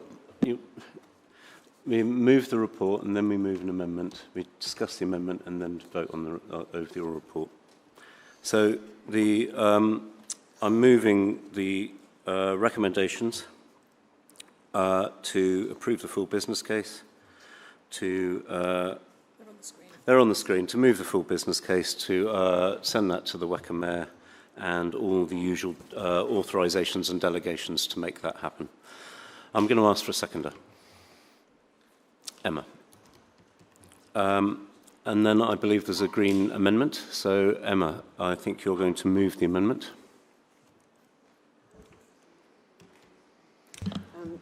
Is that... Yes. Can we put that on the screen? I would like to move this amendment. So,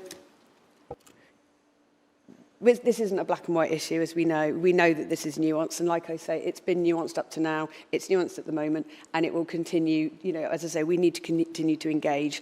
So we've listened to that feedback from residents, from the local MP who wrote to us and speaking to officers as well. And yeah, we share those concerns about Cruise Hole Road. And Councillor Mack has done her own bit of research there and believe that the mitigations around that is a work in progress. Bus exemptions as well, that needs to be looked at citywide. I think, this comes up in this area, but in other areas too. So thinking about people who are carers, but not necessarily blue badge holders, people who've got children at SEND schools that are further away. It needs to be looked at as a proper equalities issue, I think. So yeah, to really look at the busgate exemptions. But this amendment also commits us to ongoing work, approving schemes based on feedback from those residents and those groups. So we have an opportunity to recognise those difficulties, but commit to working with communities, but without throwing the baby out with the bathwater and getting rid of all the good for the sake of things that we can actually commit to carry on working on. Thank you. I need a seconder, don't I? Serena. Just say, I think we should hold our nerve on this, and as Councillor Edwards says, let's not throw the baby out with bathwater. There's a lot of good in here. These things take time to bed in and to settle down, and I think this amendment is a very strong one, and there are huge benefits to the scheme, although there has been controversy. I just want to make sure that everyone in the public gallery can see that amendment and see what it's saying to do. And those of you who've seen the MP, Kerry McCarthy's letter, you'll probably recognise that this is trying to respond to the important intervention of the local MP. I'm going to move us on to debate this. So Mark, then Tim. Thank you very much, Chair. I see we have our lipstick out now. This does make it marginally better. I'm not going to deny it, so I will vote for it because it's marginally better. But I have to say, pushing through the scheme today is deeply controversial. You've not taken the area with you. It's going to continue to tear the community apart, possibly more so. And I don't think it's our place as councillors to do that. But that's exactly what you're going to be doing today. So, yes, this is better, but it still remains an ugly pig.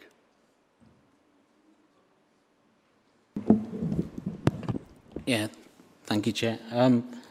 Obviously, spending money on improvements to Cruise Hole Road and Troopers Hill because of the impact that the scheme has had on them is welcome. It's not going to reduce the amount of traffic.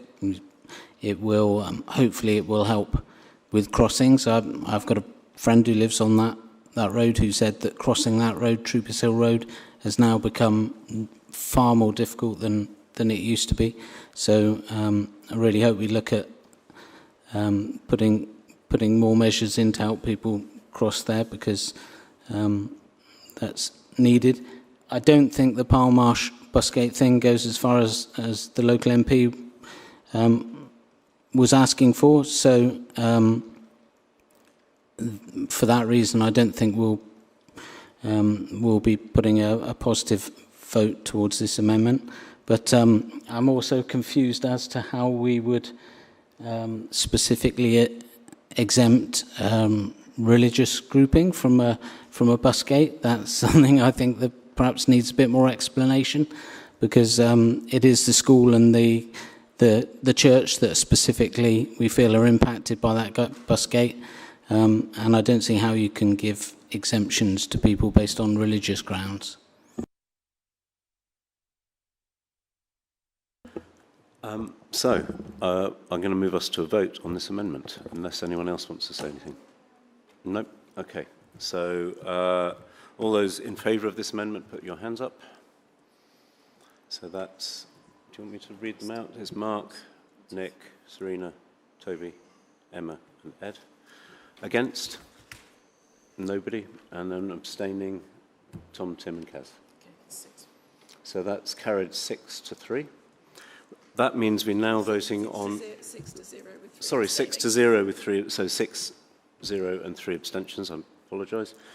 That means we now have an amended set of recommendations. So we have the original recommendations and an additional 3 recommendations, and we're voting now on those additional recommendations.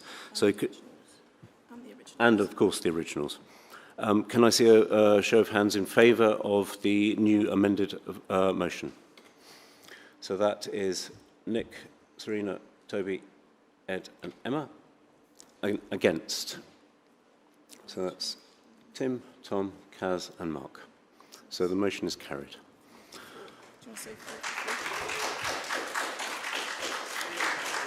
That's 5 in favour and 4 against, and I'm going to adjourn the meeting now for 10 minutes. Thank you.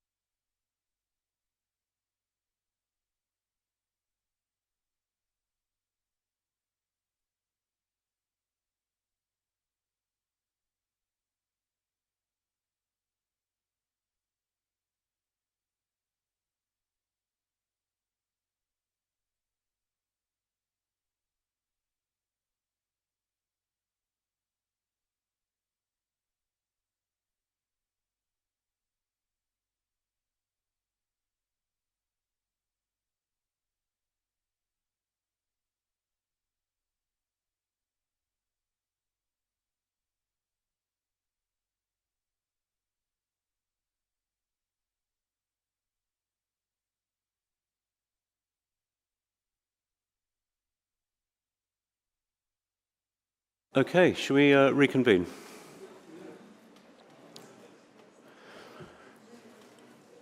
Have we got Tom? Which Tom, sorry? Are we talking about? That one. Sorry. I'll go look outside if you want. And,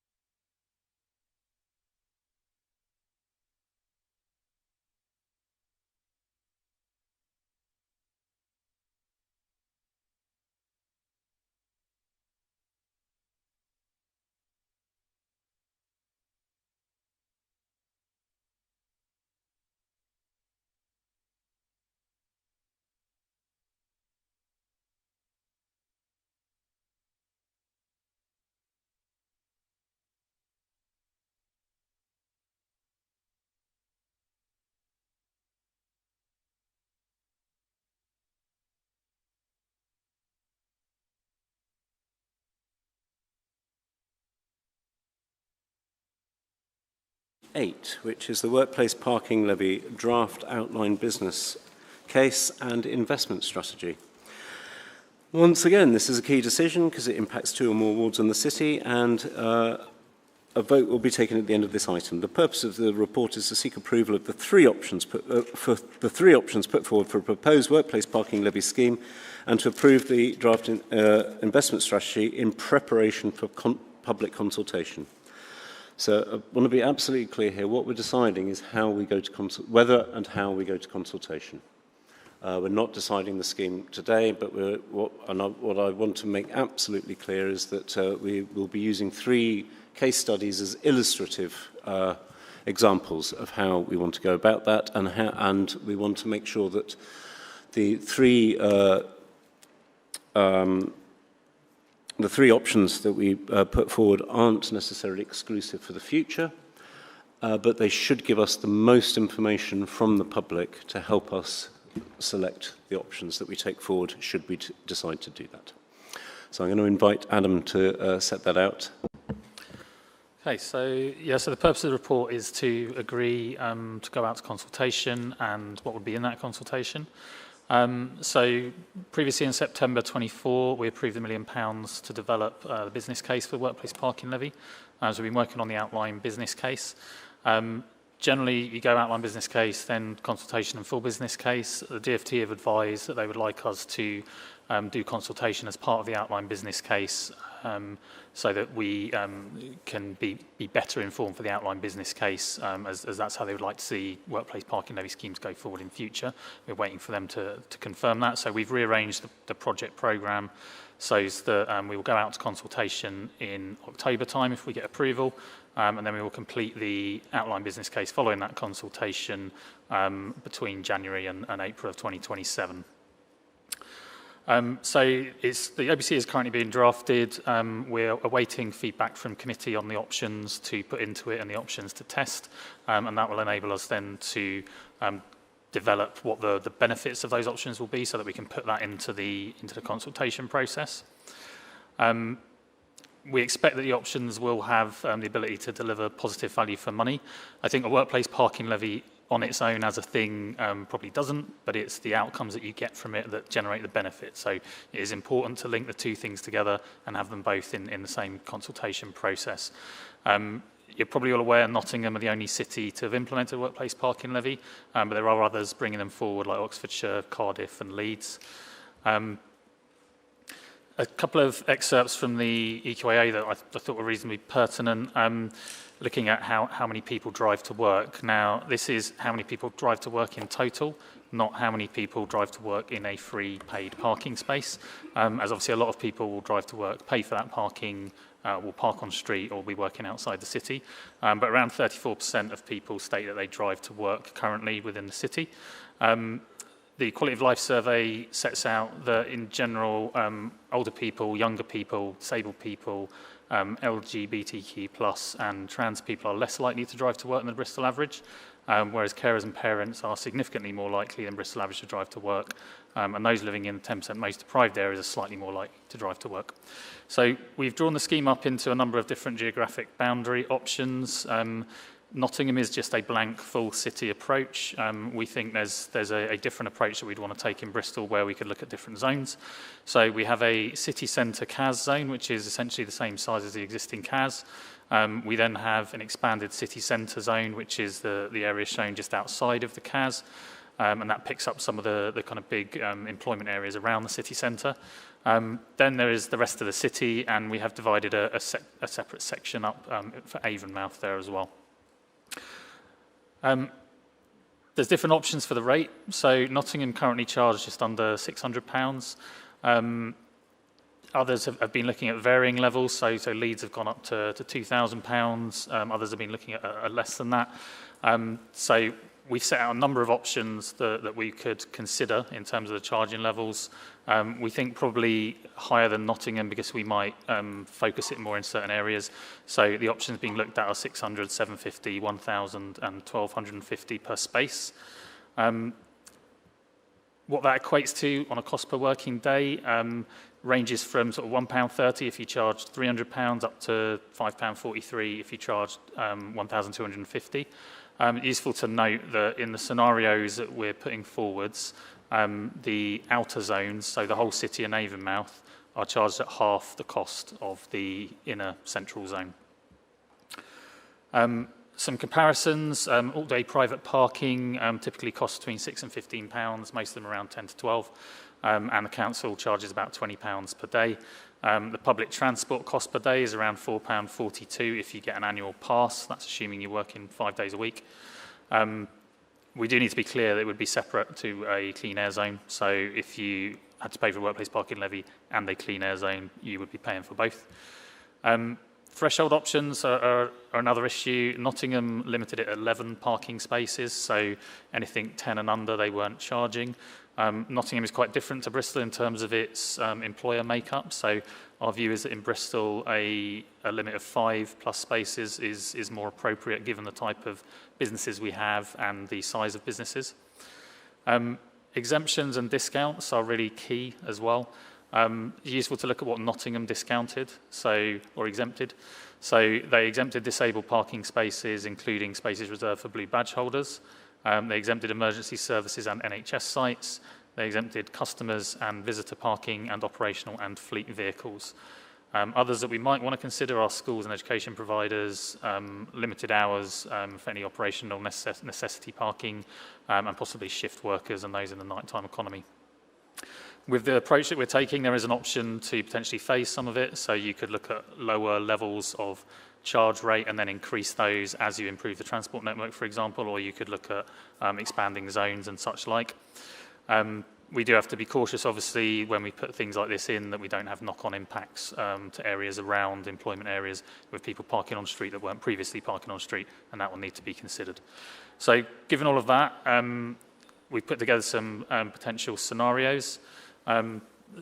Each of them has an area, a charge, and exemptions, and then what the 5-year income is forecast to be from that. So scenario A would be a citywide charge, so that's charging the whole city with the high charge, so 1,250 for central, CAS and outer, and then 625 for Avonmouth and the wider city. But you would exempt emergency services, NHS and government-funded schools, and that would generate just short of £40 million over 5 years. Scenario B is a central proposal, so just the central CAS and the outer zone, which would charge a high charge of £1,250 within that area, but you would exempt emergency services, NHS and government-funded schools, and that would generate just over £27 million in income. Scenario C then is a lower cost citywide scheme, so 750 in the central CAS and outer area, 375 in the Avonmouth and wider city areas, but with limited exemptions. So only exempting emergency services, not exempting schools, and not exempting the NHS. And that would generate just under £44 million. Scenario D is a very central proposal, so just the CAS zone, the existing CAS zone, with the high charge of 1,250, semi-limited exemptions where we have emergency services and NHS, but not schools exempted, and that generates 14.4 million. Scenario E is another central one, so central CAS and the outer zone, with a lower charge, so £7.50 for both the central CAS and the outer zone, exemptions for the emergency services and exemptions for the NHS, and income just under 19 million. And then the final scenario is a high charge for the central CAS and outer zone, and then a separate charge for Avonmouth, but not the rest of the wider city. So that would be £1,250 for the central CAS and the outer zone, and then 625 for Avonmouth. Linked to that would be full exemptions across those areas of emergency services, NHS and government-funded schools, and that would generate just under £35 million. The recommendation, which I would say we have had some scenarios added since this, is to take forward scenarios A, B and C. But obviously we're open here to discussion and input from members of the committee as to which scenarios they would like to see taken forwards. I think the officer view is that any scenarios we're taking forward ought, as far as possible, to provide a transformational change, but then there is an argument to make that you could also look at what a lower charge would do and still see what the impacts of that would be. I think the key point of the consultation is to get as much and wide information as possible from the general public to inform what a final scheme might look like. Key to the consultation will be the investment strategy. So obviously there's potential to generate a lot of income. So part of the benefit of the scheme is that by charging for parking, you get mode shift onto other modes. The other part of it is that you can then invest that money into much better services that enable some of that mode shift. In line with the Transport Act, that would all have to be hypothecated for transport spend on new initiatives, not existing spend. So things that provide additional benefit to the transport network. We've done extensive engagement with businesses during the ABC, and the pretty clear output was that they want better buses. That was both better bus infrastructure and better bus services. So I think our investment plan certainly focuses on buses because of that. There obviously is going to be economic benefits and impacts on businesses. Nottingham found that the scheme overall was positive economic benefits with limited adverse impacts on businesses. Bristol is a bit different. Obviously, the OBC will seek to set out some of those impacts, and the consultation and engagement will also seek input from businesses as key stakeholders to the scheme.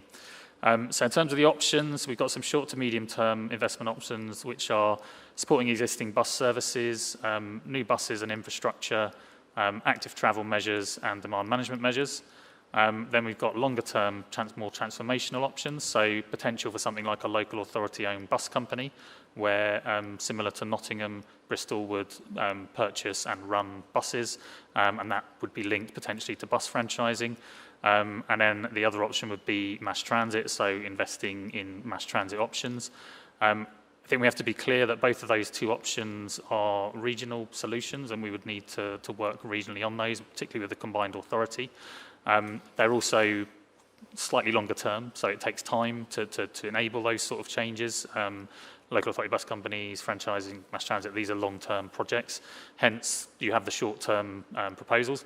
I think certainly the recommended approach would be to be focusing on the long-term transformative options with an kind of admission that you will need to do some short-term stuff in the meantime until you can bring those options forward.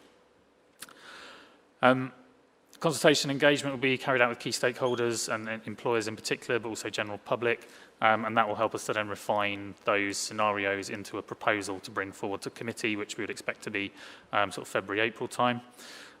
We haven't considered any alternative options. The proposal is to bring forward a workplace parking levy. So the officer recommendations are to approve the undertaking of public consultation on the proposed workplace parking levy scheme, approve the draft workplace parking levy investment strategy. Note that the draft ABC will be shared with committee members once complete, so that will be fairly soon before the consultation, so you'll have opportunity to look at that and understand what it's saying. And then note that the final ABC will come back to committee for approval in early 2027 once we've had the consultation engagement results and turned that into a proposal. Thank you, Adam. Would anyone like to ask any questions? Mark, Kaz. Mark, then Kaz. Just one question, because I'll save my main comments for the debate. How much will the consultation cost? I know there's £1 million budget. We spent 150, I think, to date. How much will the consultation element cost? I'm afraid I don't have that figure to hand. I can certainly find out and provide it to you. Okay. Thank you. I think it's safe to say it's within the budget envelope set for this project. Kaz. Yeah, I'm interested again in the process for deriving the exemption policy. What will that process be? So we'll engage, when we do the consultation and engagement, we'll be saying these are the sort of exemptions that are possible, what are people's views on that. These scenarios give you an indication of what the impact of those exemptions are, but we'll be seeking general feedback on what the exemptions would be. I think we would propose some that we would apply to all schemes, like blue badges, disabled vehicles, etc. And then there would be some that we would say, what are your views on NHS, schools, etc. Take people's viewpoints. We'll then collect that feedback and put that into the final proposal to come forward after the engagement period. Can I just help with an answer to that question? What we're deciding today is whether and how to consult. And what I'd like to see is a mix of the different options. We don't want to consult on too many, so we've decided that 3 would be the best number to consult on. And what we want to do is try and select a range of options so that when the public feedback to us, we've got more, as good information as we can on the geographic scope, on the kind of cost of the levy and on the exemptions. So what we're really looking to do today, if we agree to go to consultation, is which are the best 3 that will give us the most information to make future decisions. We're not narrowing down to any of those individual options now. Does that... Yeah, no, I appreciate your answers. I think I'm just kind of looking ahead to the exemptions policy, how it's derived. Is it kind of officer-led? Is it led by you as the chair? How much involvement do we have as committee members in that policy? Recommendation 3 is that the OBC will be shared with committee members once complete, and I'm very happy that we have discussion, particularly those who are willing to sort of engage with this in any way, to make sure that we get the best consensus we can from what the consultation is telling us and how we respond to that.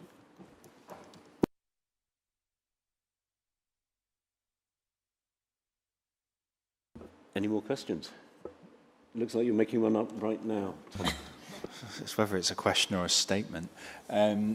So, yeah, it's just back to the consultation and the process. I think what I just urge is that we think carefully about how we approach the questions. I mean, 3 options is one way to do it, but also just having a set of questions that look at where the scheme covers, what you charge for the scheme, and what the exemption should be.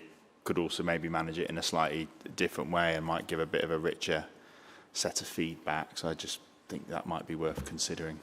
So, yeah, that's what we're proposing. I think what we're saying is the scenarios tell you if you do this, this and this is what the outcome looks like. So we'll be consulting on the exemptions, the size of the zone and the cost of the zone. We're telling people what the options are.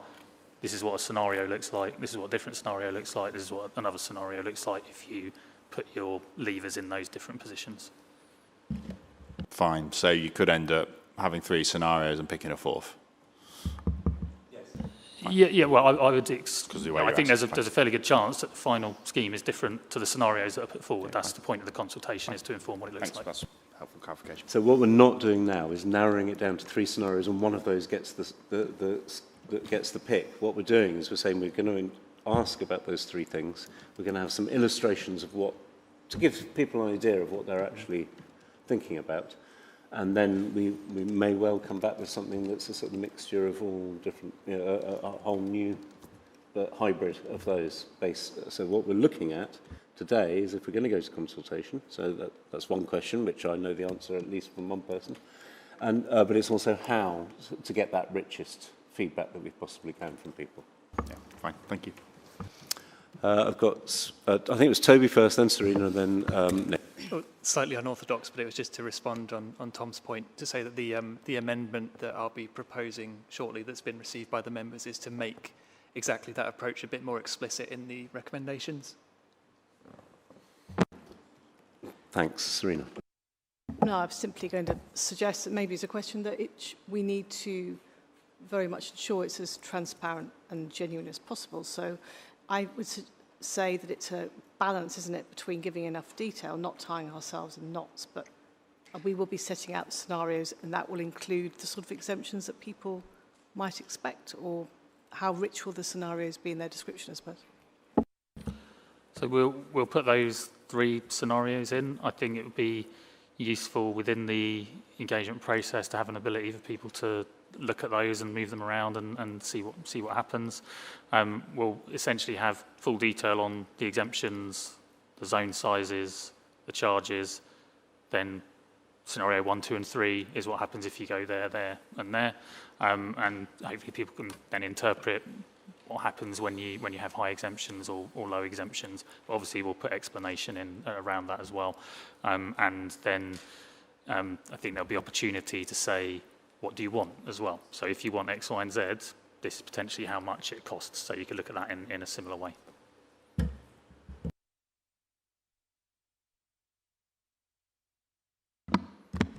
Could you tell us a little about the progress on this piece of work? It was instigated by this committee nearly 2 years ago, and I don't think that we've hit any of the milestones provided in any of the previous papers. Could you explain why not? Yeah, it has been a bit challenging in terms of timescales. We had meetings with the DFT, which required us to change our approach, which we have done. Doesn't necessarily delay the programme in that we'll do the consultation sooner. So, you know, we would kind of still be in a similar position in April, that we'll be getting the OBC completed and getting the consultation done by that stage. I think it'll be useful to understand from the DFT how long the process might take with them should we put something forward to them.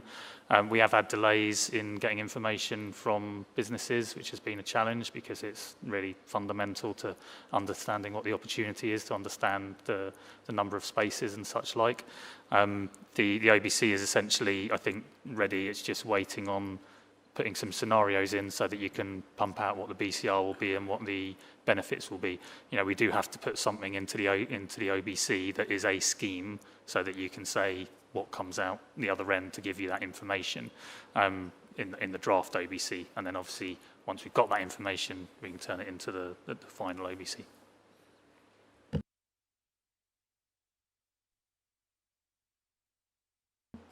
Tim. Just a very quick question, Adam. Do we have any information about what percentage of people who are using our inner city or our car parks are actually from within our city's borders? I don't think we do. I mean, if you look at the city centre itself, it's about 10% of people drive to work that have jobs in the city centre. You know, that it's often thought that more people are doing that. I mean, there is some interesting data underneath all of this. So looking at the wider city stuff, for example, about 2/3 of the parking spaces outside of the outers, the central zones and Avonmouth are school parking spaces. So, you know, there isn't huge amounts of employer parking spaces out there. There may be plenty of people parking on street, for example. So I don't think we have that data. We know a lot of people obviously come into the city to work. A lot of people come in by bus, cycle, walk, get the train. Some of them will come in and park. A lot of people are paying for parking as well, and some of those will come out of the city, from out of the city.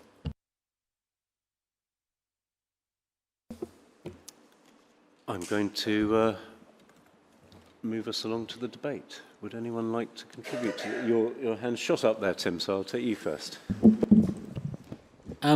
Yeah, just to say, I think we've been pretty clear all along with this that we're happy to see it progress to a consultation, see what the likely scenarios are and how much this might raise for the city.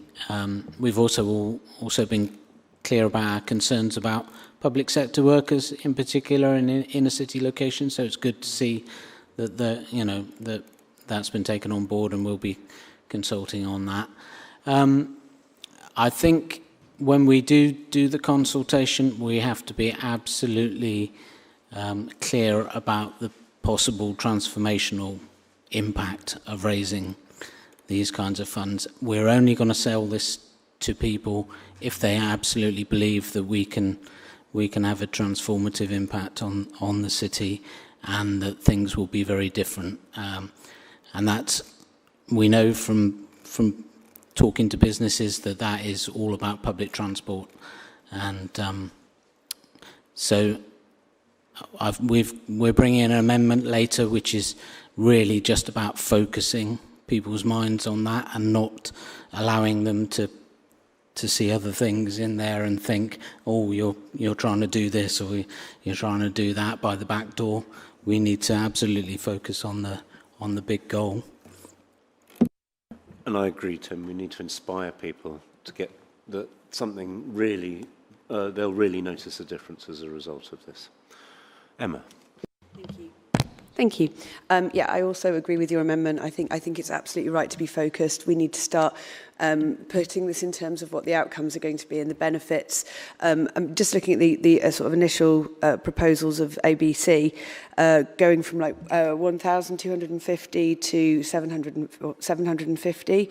That's £5.43 a day, or £3.26 a day per car parking space.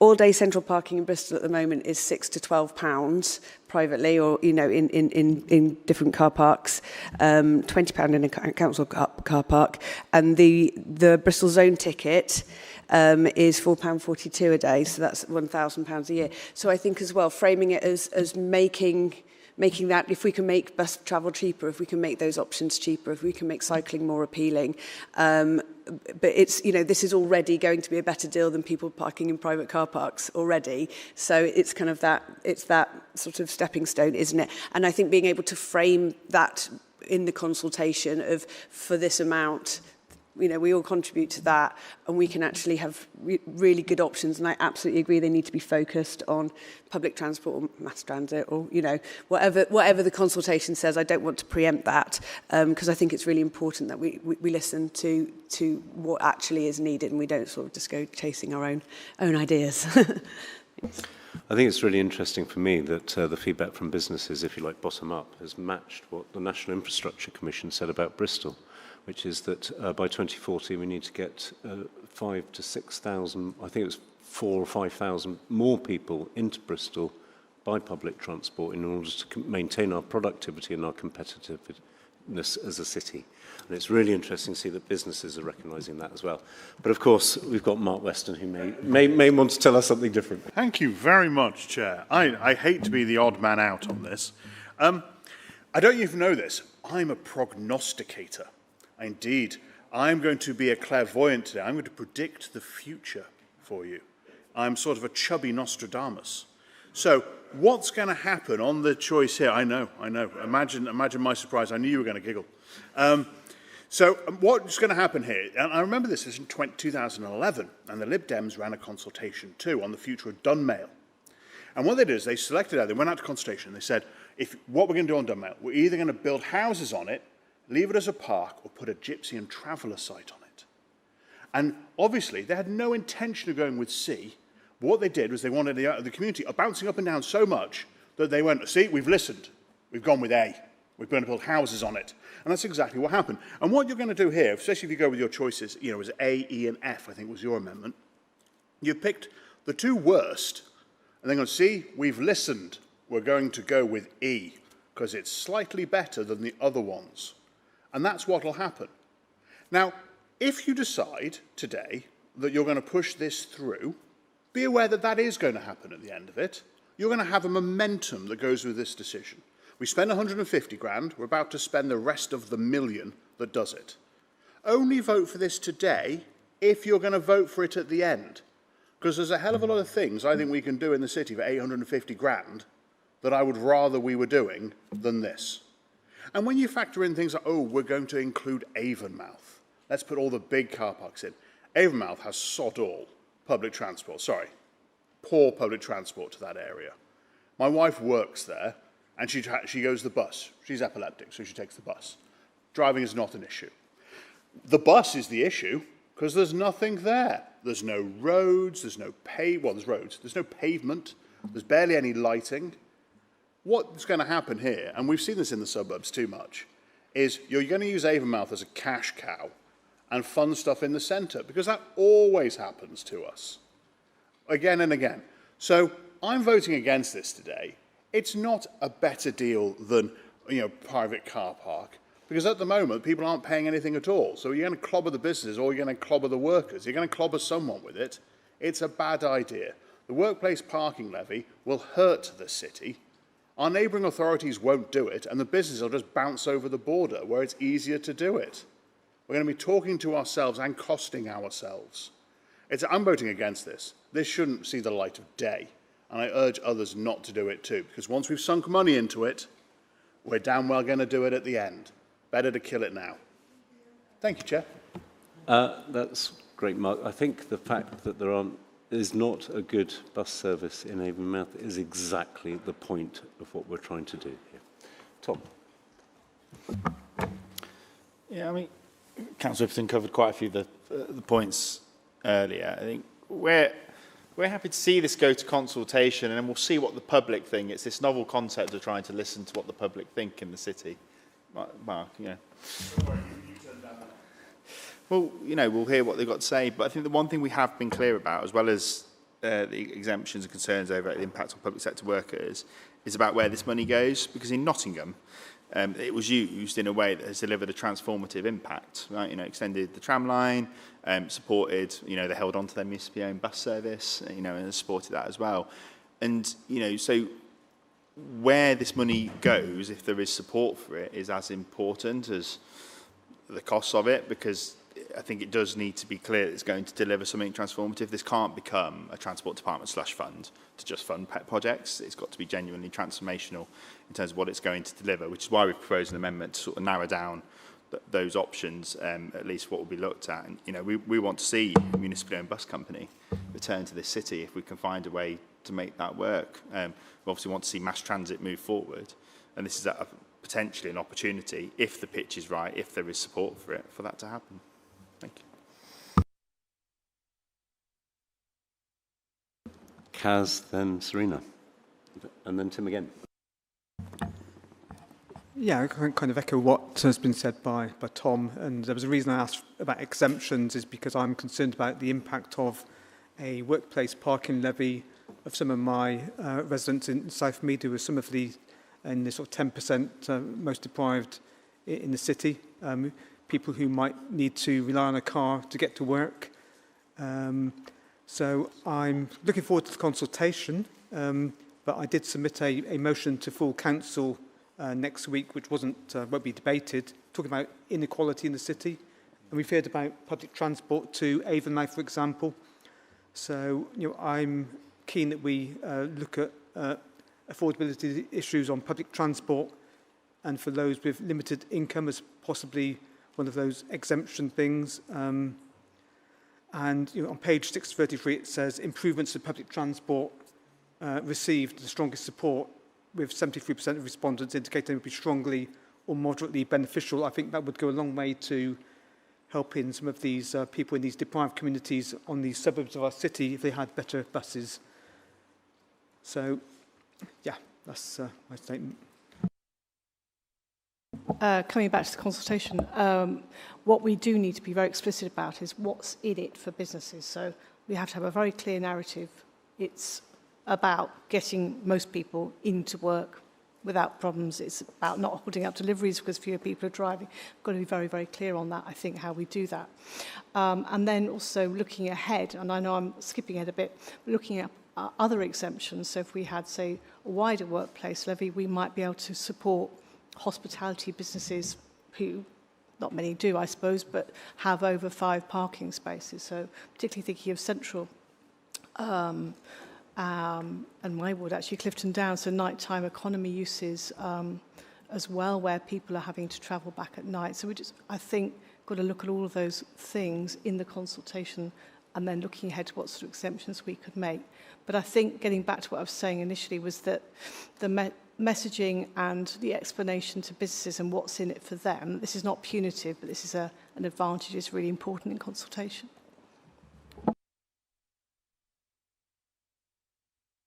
I don't see any other hands, so I'm... Oh, sorry, Tim, yes.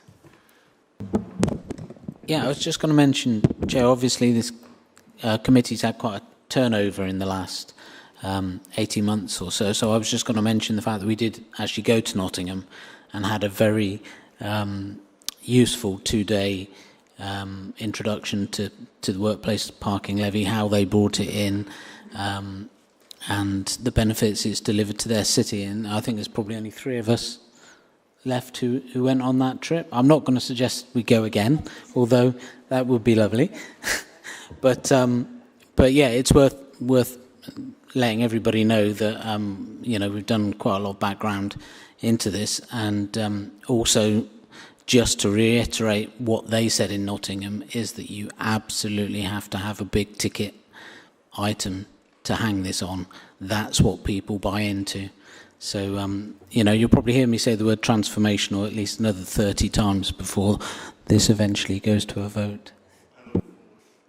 And some of us rode on the tram, so transformational, haha. Right, let's move to, I'm going to move this now, which is that we approve basically going to consultation and the investment strategy to be part of that consultation, that we note that there'll be further work to happen thereafter. So I'm moving that. Would someone like to second that? Emma. Okay. Tim. Shall I take Tim? I'm going to take Tim because I think it shows cross-party consensus. Now, we also have, so that's great, we're going to debate that, but first of all, we've got an amendment from the Labour Party, so we're taking these amendments in the order in which they were submitted to the clerk. So is that going up on the screen, please? And looks like, Tim, you were just gearing up to turn your microphone on to propose this. Yeah, it sounds like everybody's read the amendment, and I provided the reasons for it earlier, that we absolutely need to make sure we're focused on what we're going to deliver. The one thing, as Tom mentioned, that mustn't happen here is what's happened with the CAS fund for entirely understandable reasons. We had 18 years of austerity where we had no money at all, and we've used some of that CAS funding to plug gaps where necessary. But this, we need to make sure that people understand that this isn't going to be used for potholes or cycle hangers or whatever, and that's why I'm just sort of focusing this motion down. Would someone like to second this? Kaz. Does anyone want to ask any questions to the group, or does anyone want to debate this, or should we just move straight to a vote? Okay, those in favour of this amendment? I'm going to cut to say it's everyone other than Mark. So that's 8, and against, and then Mark is abstaining. We have another amendment. So if that can go up on the screen, this is from the Green Party. I think, Toby, you're going to, forgot there in all the excitement of the day, you're going to move this. Yeah, thank you, Ed. So just to briefly explain, firstly, sorry, this amendment came a little bit late.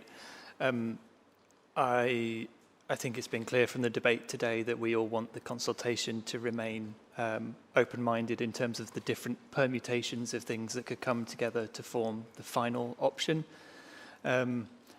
This amendment is simply to make that intention a bit more explicit in the recommendations. It may have originally been the officer's intention anyway, but it's just to make it a bit more explicit that some options will be illustrated rather than those options will be specifically consulted on to choose from.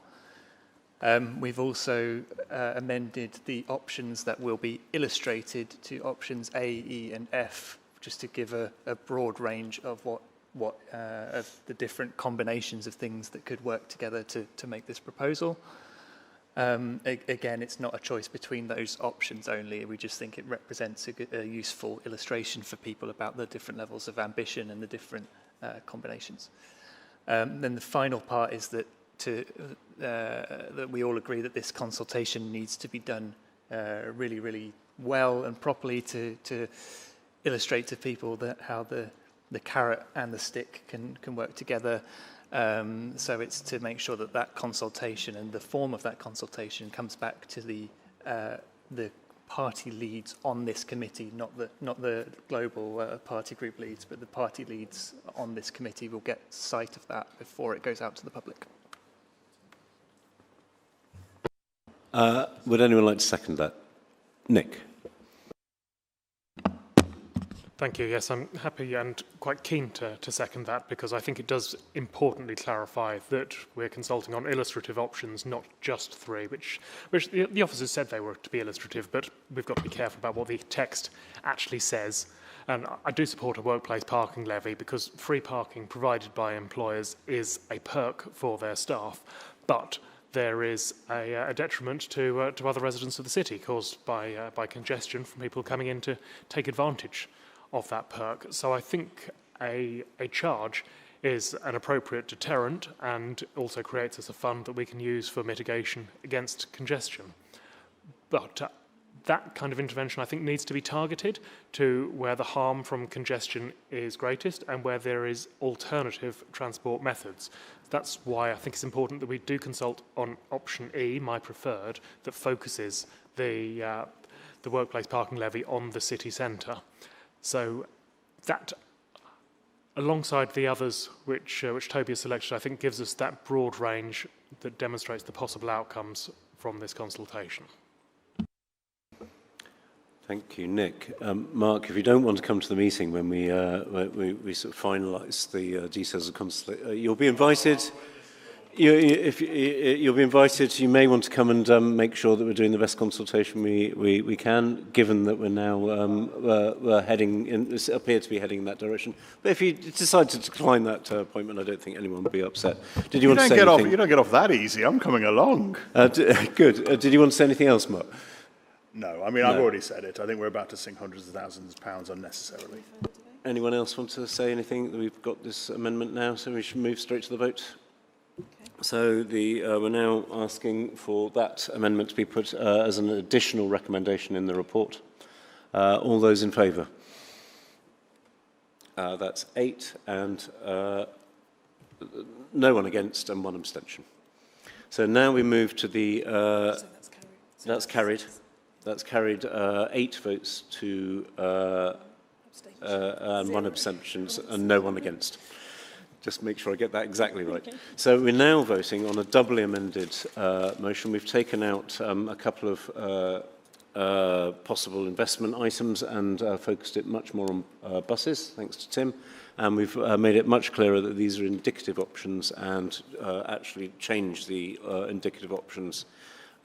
So I'm now going to move that we vote for the recommendations and the amended investment strategy. So all those in favour? It's exactly the same. Well, I think it's going to be different. It's 8 for, against. This is a proper against this time. So 1 against and 0 abstain. And I'm going to say that that has carried. Right. Should we? Do we need a break, or should we? Let's plough. Sorry. Should we have a very quick break? 5 minutes. So back at 20 past. 5-minute break, just for heat and comfort.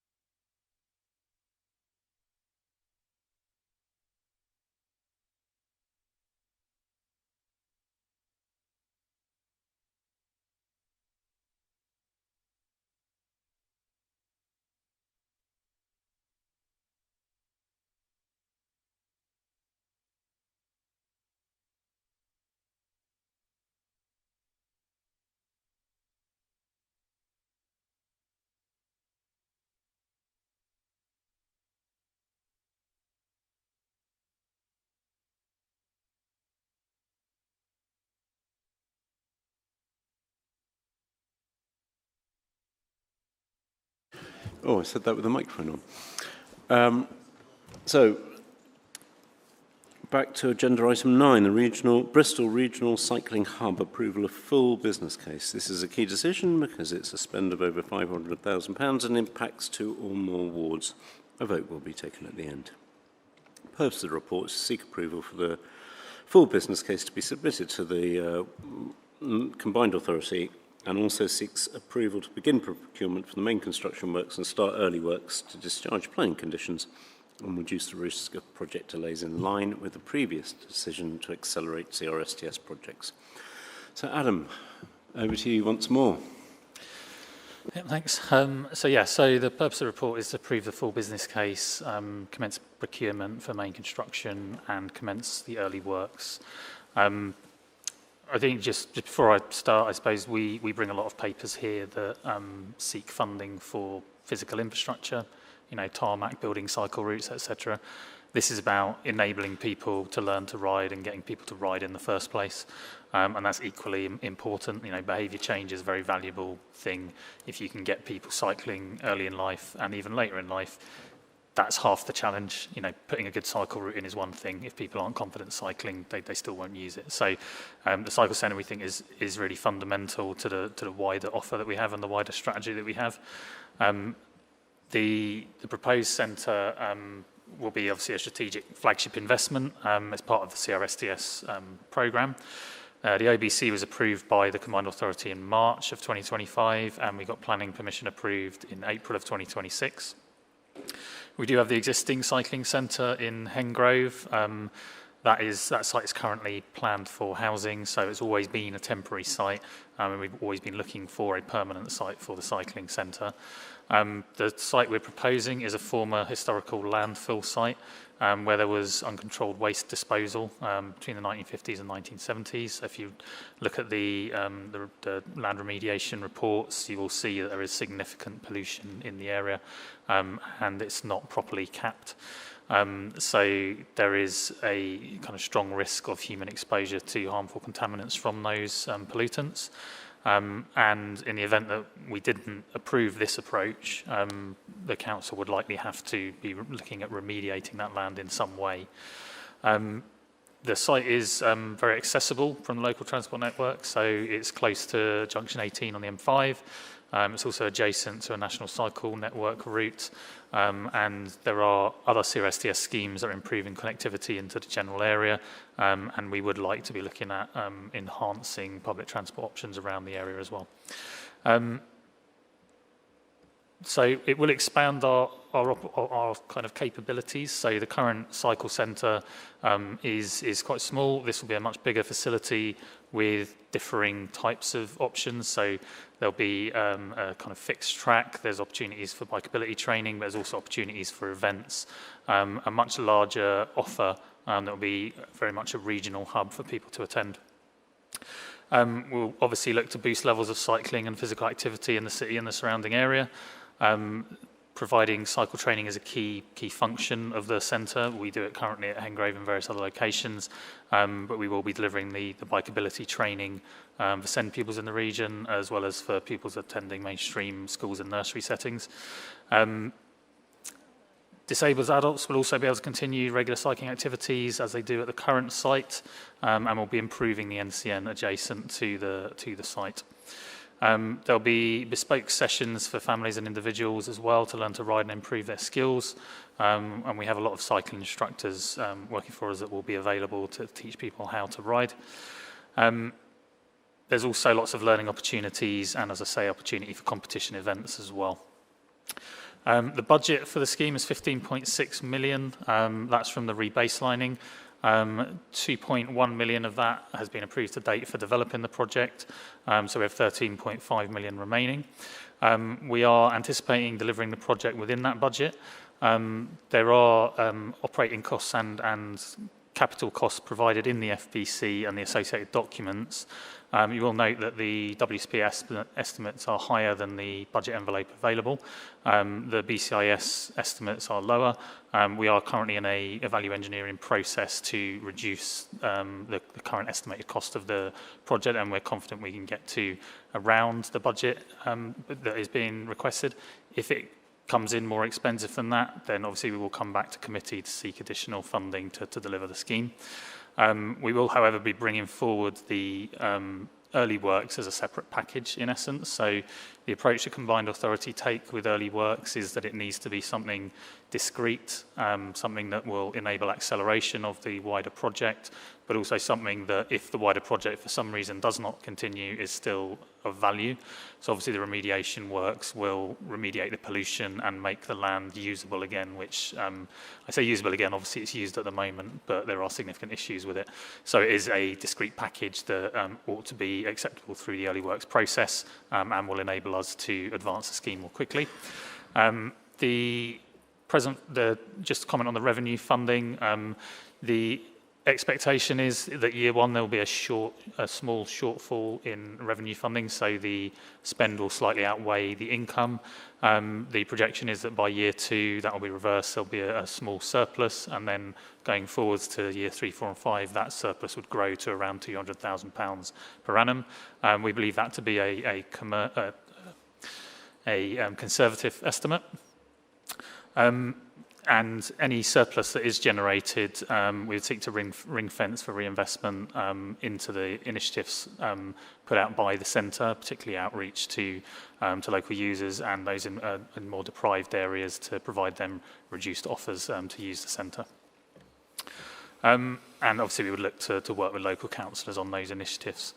The benefits at the moment estimated at 12.1 million for wellbeing and 13.3 million for skills development are the key benefits, and that gives us a benefit cost ratio of 3.85 for level impacts. If we add some other bits in, then we get up to 4.26, which relates largely to land value uplift, which is high value for money. We have commenced the procurement process for the early works to get an understanding of what those costs are going to be, so that we're ready to implement them should we get approval. Alternative options considered, we aren't able to stay at the existing site because it is being redeveloped.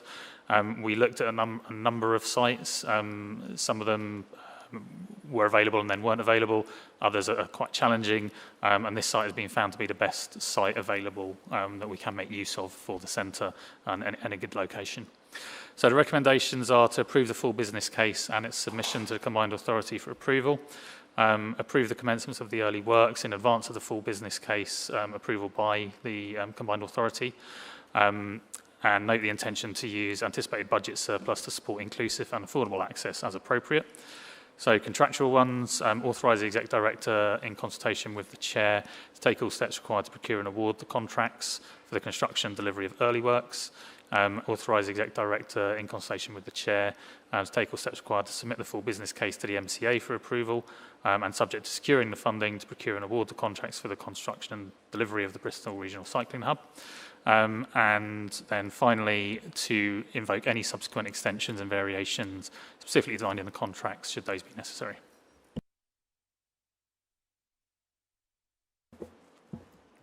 Any questions? Toby. Thank you, Chair. So I'm coming at this one with mixed emotions as a councillor in the South Bristol area where the current facility is located. So it's clear to me that the quality of this facility is a cut above, or even several cuts above, what's currently located in South Bristol.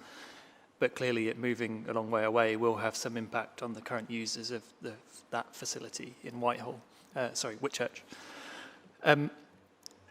So how can you reassure me that those residents in South Bristol will still have access to good quality cycle training with the new facility in place?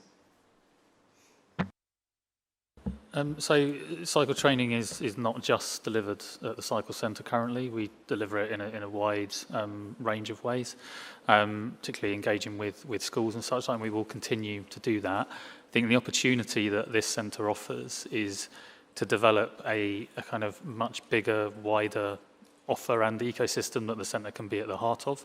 So it doesn't mean that everything has to be restricted to the centre. If we are generating excess funds, then we are very keen to utilise that to do more outreach, particularly to more deprived communities, to enable them to access the centre at lower costs, other than the grant-funded bikeability training that would already be happening. So I think, with the current centre, those opportunities are quite limited because it's a limited site. We've never developed it because it's always been known to be a temporary site. The new site gives that bigger site, so there's much more opportunity to build on it and then to do more outreach into the different parts of the city. Clearly, we'd like to provide that benefit to people in the local area as well, but also to the wider city, because that's the point of a regional hub. Serena, then Kaz. I have to say, this is the first time I've really come across this, being new to Transport Committee. I think it's a very, very exciting scheme. Really, really brilliant. That I know as myself, a lot of my friends, my sort of age, female, not very confident cyclists, and people that can, something like this and get more people into cycling, whatever age or gender, would be fantastic. Also, I was really encouraged to read in the full business case about the possibility of apprenticeships, jobs there, bike maintenance courses. I suppose just a couple of questions there. Do you know at this stage, or do we know how many jobs it might generate on site? Because I think some of the space might be rented out to businesses as well. The other thing is, sort of coming back to sort of what Toby was saying, how are people going to be getting there? I know you've suggested that outreach will be done, but isn't it going to be quite tricky for people to access? And is there help for them to do that when you've got your initial, your surpluses come down further down the track, if that makes sense? Heat, I think, is getting to me here. So there'll be 14 full-time jobs at the centre. We're also going to seeking to partner with Life Cycle. They're currently based in Create Centre, so we're hoping that they will join us in the centre and do their activities from there as well. So I think there's lots of opportunity for that, and a lot of the benefits that the scheme delivers are in training and education and enabling people to do different things. I mean, I've said this probably a few times, but when I moved here from London, I hadn't cycled for about 15 years, and then we got Cycle City, and every officer was made to go and do cycle training. So I was told I had to go and ride a bike. I went and rode a bike, and I've been riding ever since because I remembered how much fun it was. And sometimes you just don't think about it. So I think, the opportunity of a centre like this is to get people interested, give them taster sessions, give them an opportunity, and then they kind of can take it from there. In terms of how people get there, obviously it's close to an NCN. It's quite good for car connections. We are doing the Portway scheme at the moment, which will enhance bus access along the Portway to the Park and Ride site. And that will also enable us to take buses into Avonmouth long term. One of the things we'd like to do, and I say like to do because this is not something we're committed to do, is to then be using the Park and Ride as a hub for those local areas in Avonmouth and the Lawrence West to provide better connectivity. Obviously, we'd like to work on existing bus services that go near to the centre, but also providing enhanced cycle links to, for example, the route that goes along the Portway, because it's quite flat and it's a reasonable cycle. So, yeah, I think building on accessibility to the centre will be one of the things that we'd certainly like to see. So yeah, it's something we'd want to build on. It's not going to be funded by the project at this stage, though. Yes, I'm pleased to see this scheme coming forward, and as was mentioned by Serena, it's going to help women, families, children to and other minoritized groups to practice their cycling skills, because we do hear on the doorstep that they are scared to go on the roads because they just haven't done, as you've said yourself, you haven't been on a bicycle for such a long time. So it's something I'm really pleased about, and look forward to sort of seeing more people go there and then use the fantastic cycle lanes that we're building on the A4018, for example. I've got one question, though. You mentioned it in your report about the finances. It does concern me a little bit about your confidence on the finances. You say the team is confident adequate funding is there to complete the build, and under risk you mentioned cost 4 times. Bear in mind this is developing a landfill site. What kind of gives you the confidence that the funding is adequate? So I think firstly we've done the kind of assessment against general costs, which shows potentially it could be lower than what the more detailed assessment is. There is a possibility that we have to do further settlement remediation once we've done the initial remediation. That may increase costs. If so, we will come back to committee. I think we've been clear with the CRSTS programme throughout that we will be managing the programme as we go along and looking at the total budget across all the projects. We have projects at the end of the programme that come after this one. If we need to reallocate funding, that's a decision we'll have to look at and bring back to committee. In terms of the confidence, I've talked to the project manager and the team. They feel, looking at other sites that have been delivered of a similar scale, that the current costs can be brought down. That's where that comes from. We're in that process at the moment of going through the value engineering, which we are doing in detail to reduce the costs of the centre to ensure we can get it as close to the budget as possible.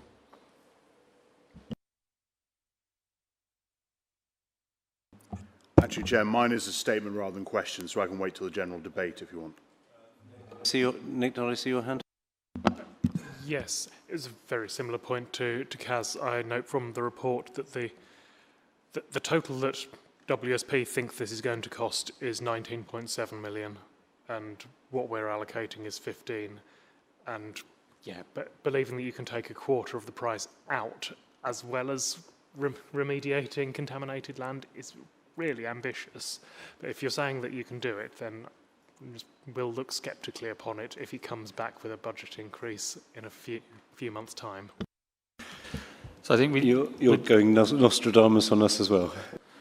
As I say, we do have some concerns that we may need to do additional settlement remediation. So once you've done the land remediation, you effectively, what you do is put a big cap on top of it. So that has weight. If that settles in a difficult way, you either do that now or you do it once you built a track on it, which is a more expensive way of doing it. So there could certainly be additional costs from that, which we would bring back. But I think the really key thing that we need to do is to do the remediation, because that's a requirement either way. And if the funding is there and available to do it, we should certainly take that element forward at this stage. Tom.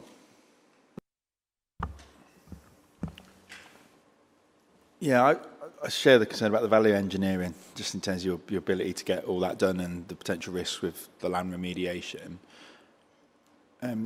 Could you just remind us when you intend to conclude the value engineering process? We're working through it at the moment. I would have to check with the project manager when we think we'll be concluding that.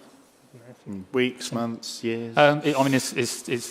It's weeks. We're right in the process of finalising it. So, we need to be in contract by March 27. We're currently planning to be in contract kind of early in the new year. So it's fairly soon, but we need to go through this stage now to get the remediation works through and get that progressing so that we can get that out of the way in time for us to come and do the construction works. Because there are, as ever with those sort of works, there are time limits in terms of when you can do them based on trees and when you can do those sort of environmental works. And just a follow-up, can you give us assurances that the value engineering process isn't going to compromise on the quality of the scheme or require you to go back to planning? Obviously any level of value engineering is going to be taking some stuff away. We don't anticipate that it would require us to go back to planning. We're very committed to the quality of the scheme and to ensuring it delivers the full project. We are in the process at the moment of tendering or approaching tendering and contracting some of the bigger contracts, as we'll come to in the next paper.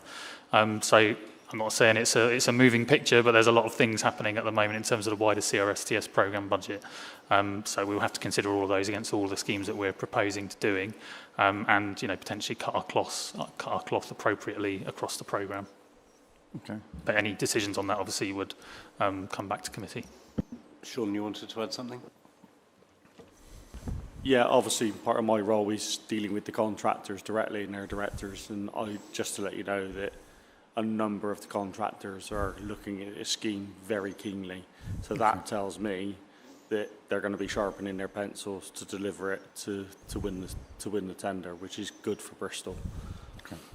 So therefore, you think it'll be a more competitive So process? that's the expect that it's going to be. I'm expecting to get it back competitive. I can't say that for sure, obviously, until the tender happens.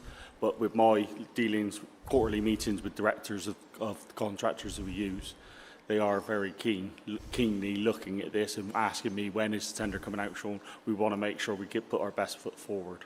Okay, thank you. And then one, oh, sorry, did you have one more question? But it was just generally in relation to some of the concerns raised around cost and quality. I suppose it's important to emphasise that to get this far, we have done a lot of due diligence on the site. There is still a little bit more around the sort of the long-term settlement, as Adam has referred to, but we have done site investigations, so we do understand the site. Value engineering is one of those loaded terms. It is a formal part of the REBA plan of work, so you would expect us to do that anyway. And of course, we'll be looking to defend the fundamental quality of the scheme. So. Thank you. And then just on a slightly different element, just about the existing BMX track that's nearby. Obviously, concerns have been raised by the local community about access. That's both during the build and then following the build. So just what, is that on your radar? And what are you going to be doing about that?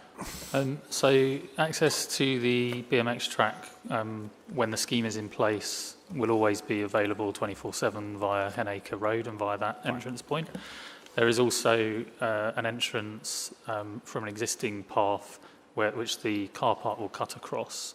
That will be open when the centre is open, but because the boundary of the centre incorporates the car park, because there are various things like charging points and toilets are accessed from it, that route will be closed when the centre is closed, but when the centre is open, they'll be able to go through that route as well.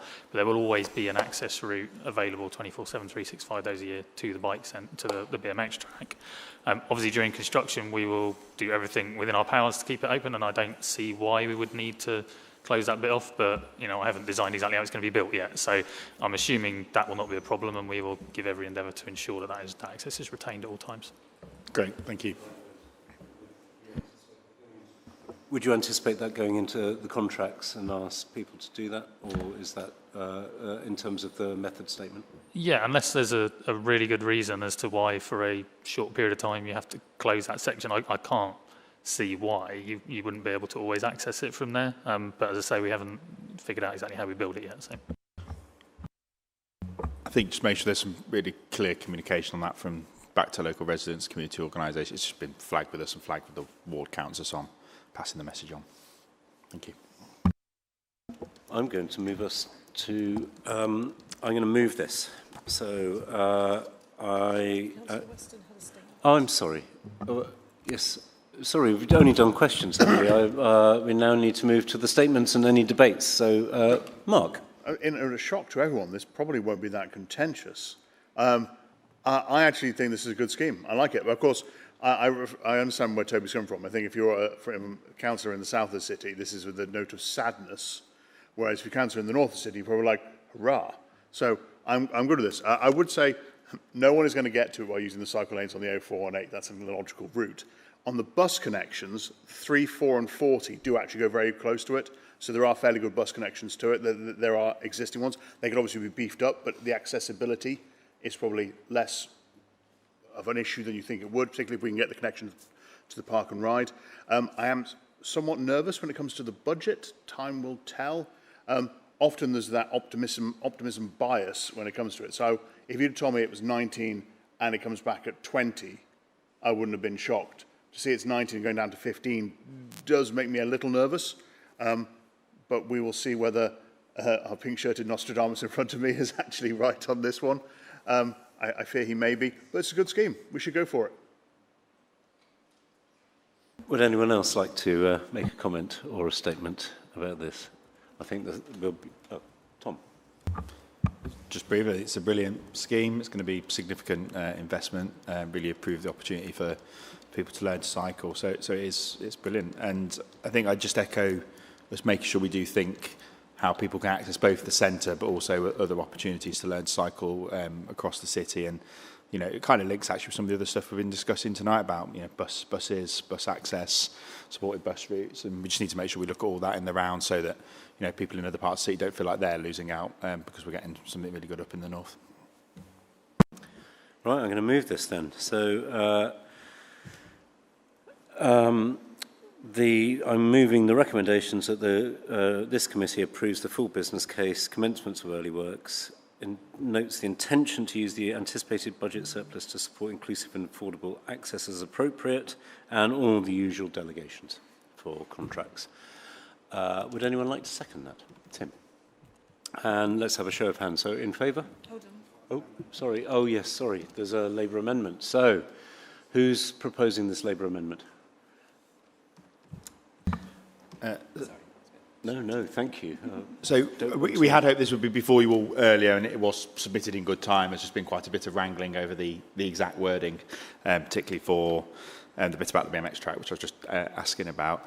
I think what this essentially is trying to do, we've covered the BMX track part of the discussion, make sure they can still access that existing facility. It's really important to the local Lawrence Western community. And again, I would hope very uncontentious in Part C, make sure residents are being regularly updated. I think these sorts of projects can quickly build up resistance if people feel like, you know, they're not being taken on the journey with them, and particularly in Lawrence Western, you know, a lot of what we hear, they've had a lot of developments in that area, and they just want to make sure that they're seeing some of the benefits that come out of all that development that's come forward in a range of ways. And so, a bit like how we've had local lettings policies in parts of the city, what we want to propose is, and this is coming as an ask from Ambition Lawrence Western, is that there is a proposal brought back to this committee for free access for local residents in the area, free or significantly discounted. So it's not setting that now, but it asks that a proposal comes back to look at that in detail. So that's essentially what the amendment is looking to do. Would someone like to second this amendment? Tim, would you like to say anything about it? No. Toby. So just a question on this. I think in principle some of the elements of it have already been discussed and more or less agreed with the officers. Sorry, my microphone seems to be really sensitive. Yeah, so I have to look at Sean as I speak. Hi, Sean. Yeah, so I think a lot of the items here are fine, and they've been discussed already in the debate, and we're in agreement with them. One of the things that is important to me is making sure we have good access to the centre for people from deprived areas, particularly some of those areas in South Bristol as well, who could really benefit from that. I just wanted to check with officers whether within the scope of this amendment and or the project as a whole, are we able to explore concessionary access for people from deprived areas? Yes, I mean, we do provide some already, and we will look to provide some opportunity in the centre either way. As I said previously, we would certainly look to use any surpluses to provide outreach to more deprived areas. And I would say that should be citywide. That doesn't stop it covering local areas, but I would also say, to be fair, it ought to cover everyone. The additional benefit that local people will get is that they're close to the site. So if we have a free open site session at 4 o'clock after the schools close, it's much easier for them to access that. So I think there are additional benefits that local people get either way, and any outreach we would propose, I think we would want to ensure would be accessible to all. So my concern with this was the word local people, because I don't think that's very well defined. And particularly as a South Bristol councillor like Toby, the fact that people in South Bristol losing something, I would like to see local people. I'd like, if we can agree now that local people might be quite a broad definition within Bristol, and that as long as officers are, that's made clear, and ideally some minute taken of that local people might be include people who are actually losing something in South Bristol. I mean, you know, it's written so that it allows for something to come back that we can then look at and debate and give a kick around and input into ahead. So the wording is was trying to be clear enough, but also vague enough to allow for that flexibility in what gets brought forward. So. I felt it was a little bit vague. If officers are happy that the words local people and vicinity gives them enough leeway to do something to bring back here, then I'm happy. Okay? All right. So let's vote on this. Let's have a show of hands as to if we agree with this amendment. Carried unanimously. Everyone happy with that? Carried unanimously. Okay, so now we, a rare outbreak of unanimity. Well, because, I don't need to answer that question, do I, Mark? So, to the substantive. Yeah, I know, yes. Sorry. So we're now going to move to the substantive amended motion, and I'd like to see a show of hands in favour of this. And once again, carried unanimously. Hooray. Let's move on. So we've now got agenda item 10, CRSTS, Clean Air Zone match funding. And once again, this is a key decision because it's to do with more than £500,000 and more than 2 more wards. And I'm actually not going to say the next bit of my script because Adam's going to say it anyway. So over to Adam. Thanks. Yeah. So the purpose of the report is to set out options for allocating clean air zone income that's currently allocated to support City Region Sustainable Transport Settlement Programme. So back in January 2024, 10 million of CAS income was allocated as match funding to the CRSTS programme. Following that, we did a kind of very thorough review of Section 106 allocations in particular, and were able to generate a significant match that was not originally considered viable. That meant that we could free up the £10 million of CAS income as a kind of contingency for the programme. That was then proposed as part of the rebaselining to be used to fund the Park Street scheme. That scheme was not taken forward, so effectively the money is still allocated as CRSTS match funding. So this paper then sets out what we could do with that funding. So of that 10 million, as part of the rebaselining process, 2 million was allocated to cover various items, things like Spark Evans Bridge repairs, programme-wide contingency, some Union Street match funding. So that leaves around £8 million of the funding left. And that's what this report will look at. We do have to note, though, that the Park Street scheme, we are still awaiting feedback from government on our air quality position. So that it may be that they seek that we spend money on air quality improvements of some form. We don't know at this stage. I've put a little extract from the finance comments just to highlight that the CAS fund does have pressures on it. So a number of things that have led to pressures in the CAS fund, the increasing costs from government, what the money's been allocated to, and you know, it's all forecasted in different ways, and sometimes the forecasts aren't, you know, entirely where we'd like them to be. So we do have to be aware that there may be some pressures on the CAS fund where we're allocating money from. CAS funding can be allocated to maintenance as it can enable better walking and cycling. So I think a good example, I suppose, is if you're getting flooding in tunnels at Lawrence Hill, allocating money to repair that enables people to walk more easily. So some of the options that we've proposed is to allocate 2 million of the funding towards the New Cut Bridges project.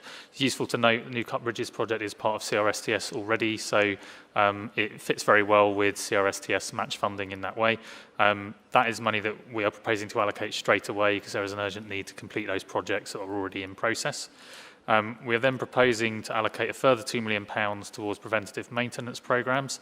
So that'd be 750k for gully cleansing, 1.5 million, I can't remember right. No, sorry, 750k for carriageway patching, and then funding for public right-of-way improvements and solar lighting in areas with no lighting, such as alleyways and such like. The remaining 4 million then would be proposed to be allocated to a mix of public transport options.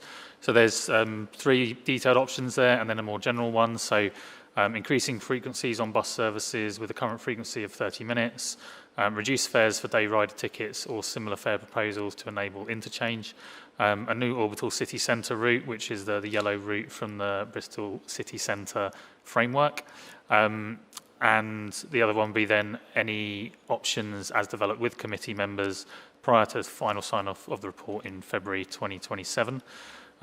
So the intention then is that we would essentially work up these proposals.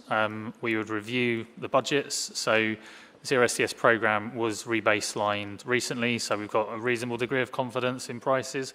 We have had, obviously, the war in the Middle East, and we have a number of large contracts still to be tendered, and for us to understand what the value of those is going to be. So the proposal then, which is in the recommendations, is that we delay fully committing to spending the funding to enable us to develop some of those proposals, but also to better understand the status of the CRSTS programme budget as a whole, and that we would come back with a report in February of 2027 to approve the allocations based on the funding that is available. That will also enable us to do more analysis on the CAS fund as a whole. And during that period, we would work closely with councillors to work up those proposals, particularly around public transport, to get feedback into what people would like to see that invested in. We do have to note the risks above, particularly around CAS, but also the wider CRSTS programme. Alternative options considered, we could retain the funds as contingency match funding for CRSTS programme. That was not taken forward as it would delay reinvestment of this funding should further contingency over and above existing budgets not be needed. Or we could allocate all the funds for spending immediately, and we've covered the reasons why we're not proposing that option. So the officer recommendations are to approve the allocation of £2 million of funding to the New Cut Bridges project. That would be allocated and spent immediately. Then approve the allocation of the remaining £6 million as set out in paragraphs 2, 4 and 5 to enable further works. Just to note, that does include paragraph 2, which would enable spend on any air quality issues that we are directed to spend money on by the government. And then approves a delay to spending the £6 million funding until further committee approval is given in February 2027. Authorise the Executive Director of Growth and Regen in consultation with the Chair to take all steps required to procure and award the contracts for the New Cut Bridges project, and to invoke any subsequent extensions and variations specifically designed in the contracts for that project. Now, it says in my script that Adam's going to introduce it. I don't know if there's anything you wanted to add to that, Sean. It's not obligatory, and I imagine you may have some questions, but no, nothing you want to say. And I want to, there's one point in what Adam said, which is we will work with councillors, and it's been made very clear to me by this members of this committee in conversation that you want to be able to participate, whether that's some sort of formal task and finish group or whether it's another mechanism of working.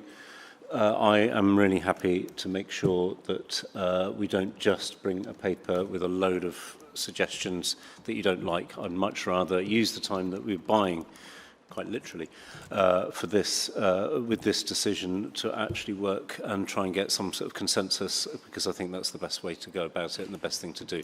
So Adam did mention it. I'm now formally hoping that that goes on the record so that I think that's the right thing to do, and I think it's an entirely reasonable request that we may want to alter or amend some of the options laid out in front of us, but they're a good guide to start us off with. So would anyone like to ask any questions? There's lots of hands going up. I'm going to go Emma, Kaz, Tim. Thank you. Yeah, this is great, and I'm glad that this is coming back.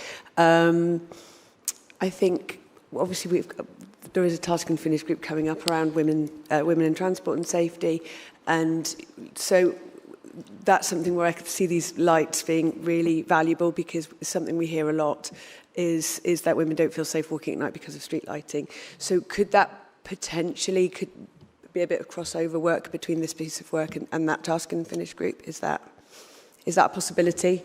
I mean, we might have to go away and do some work before you can answer, but I'm just sort of raising that. I think I would be really interested to hear from the women's task and finish group, should we approve it, what the problems are, what the issues are, and what the potential solutions are around street lighting. Whether or not we manage to do that quickly enough and to allocate this money to it or other money to it. Okay. I think, I don't know if you want to add anything to that, Sean. Yeah, as you know, we are trialling a scheme which is due to be implemented in August, so ahead of the winter, so that we can do a good trial with the scheme. Like I said, what the technology we're using has been trialled in sort of, should we say, the northern hemisphere, in Norway, in Finland, in places like that, where they get very little light through the winter and so on, and it's been successful. So I'm quietly confident, but I do want to trial first and make sure that we're not spending money on something which becomes a liability for the authority. Good answer. Thank you. Kaz. Yeah, I want to ask about the bridges.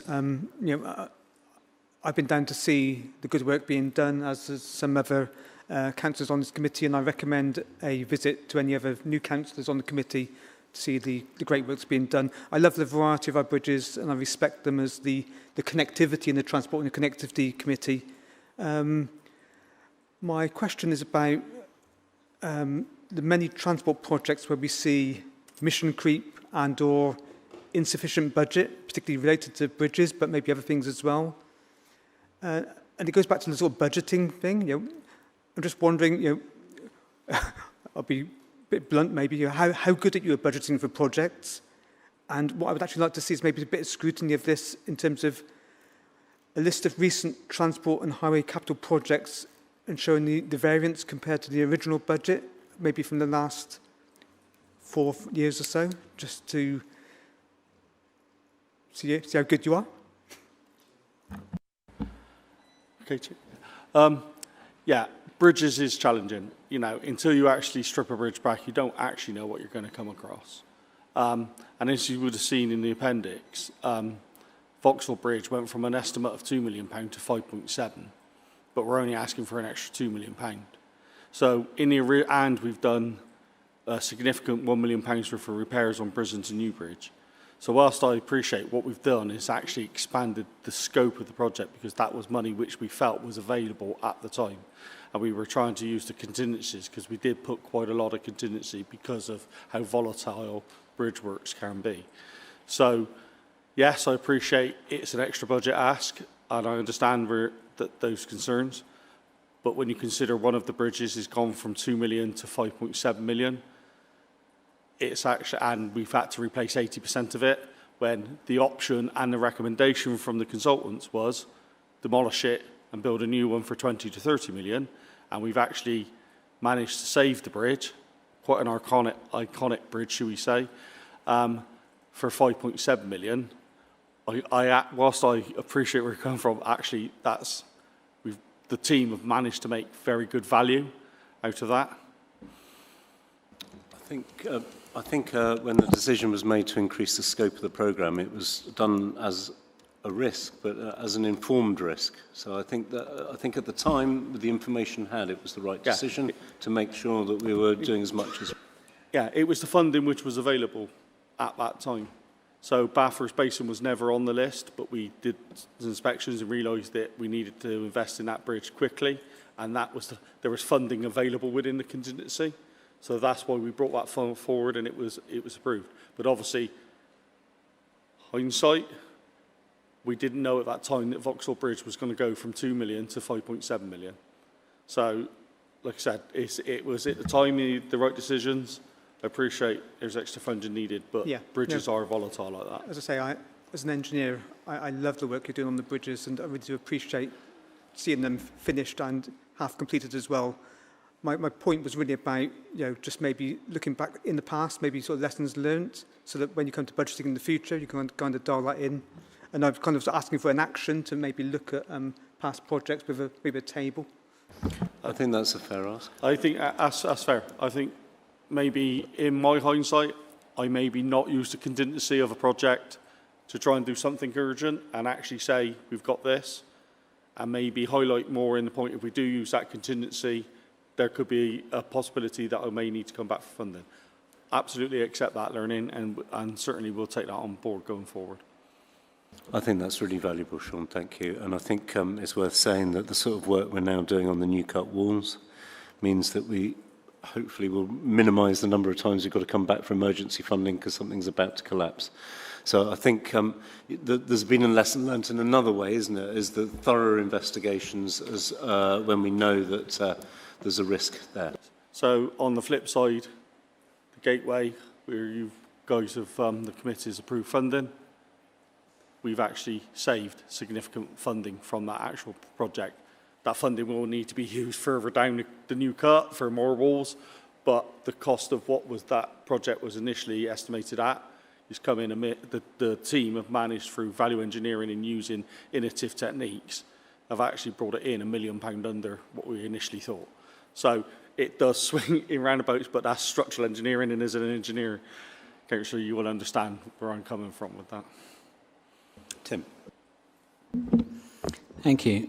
Yeah, obviously very pleased to see this coming back, as it was, as everybody knows, it was our budget amendment basically back in February proposed, and we didn't get that through for some reason, but now it's here, and very pleased with that, and pretty much all of the things we asked for are on here. A couple of questions.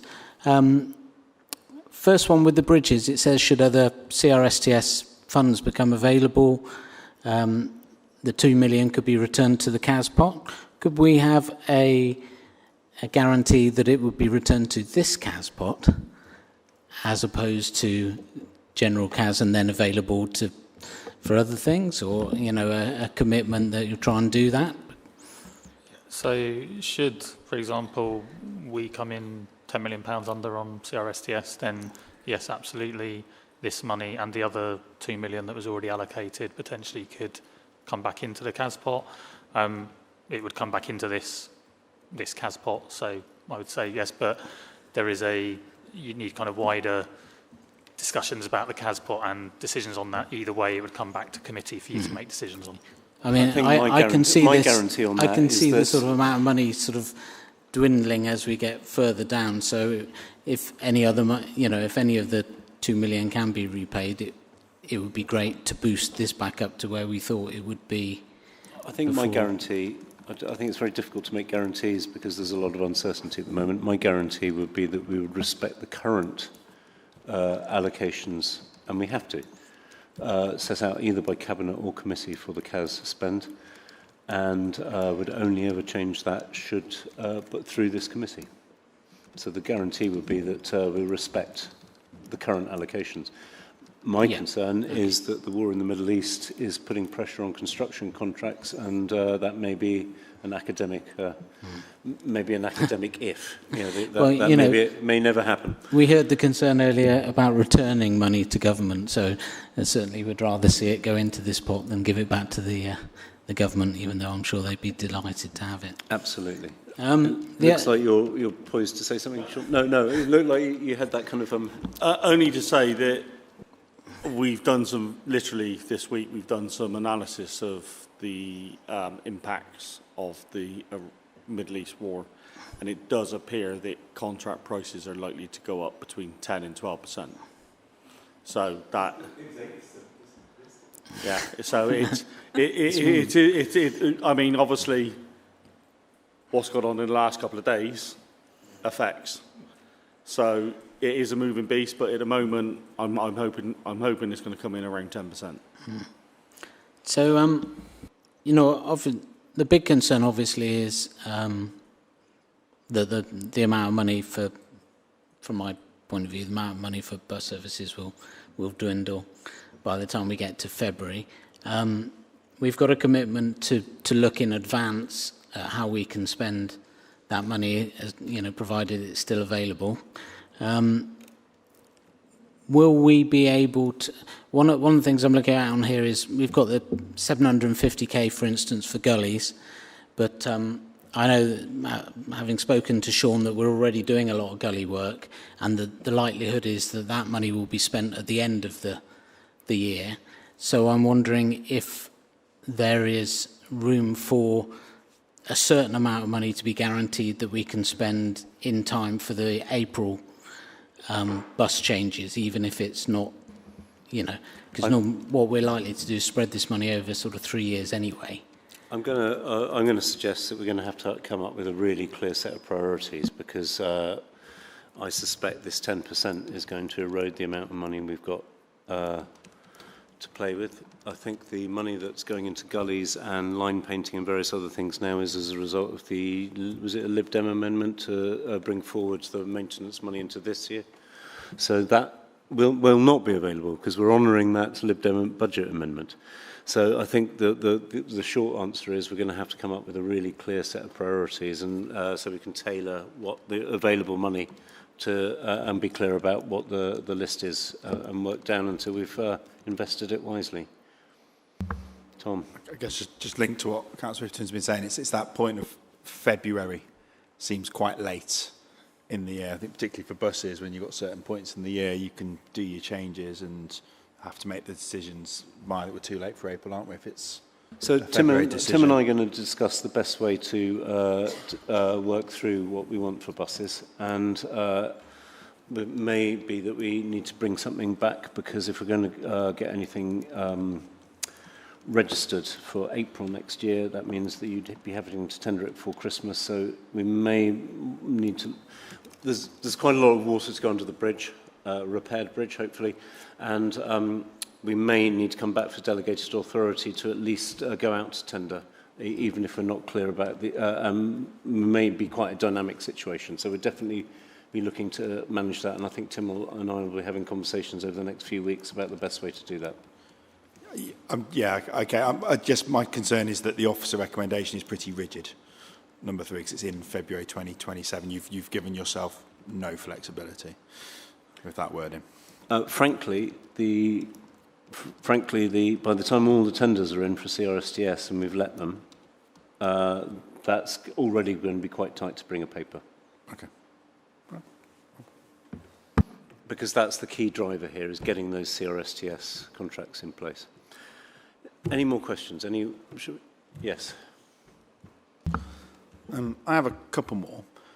One was just linked to something that was in our amendment that didn't get voted through, but it doesn't appear here, was just about bus shelters being repaired, and just whether that was being picked up elsewhere.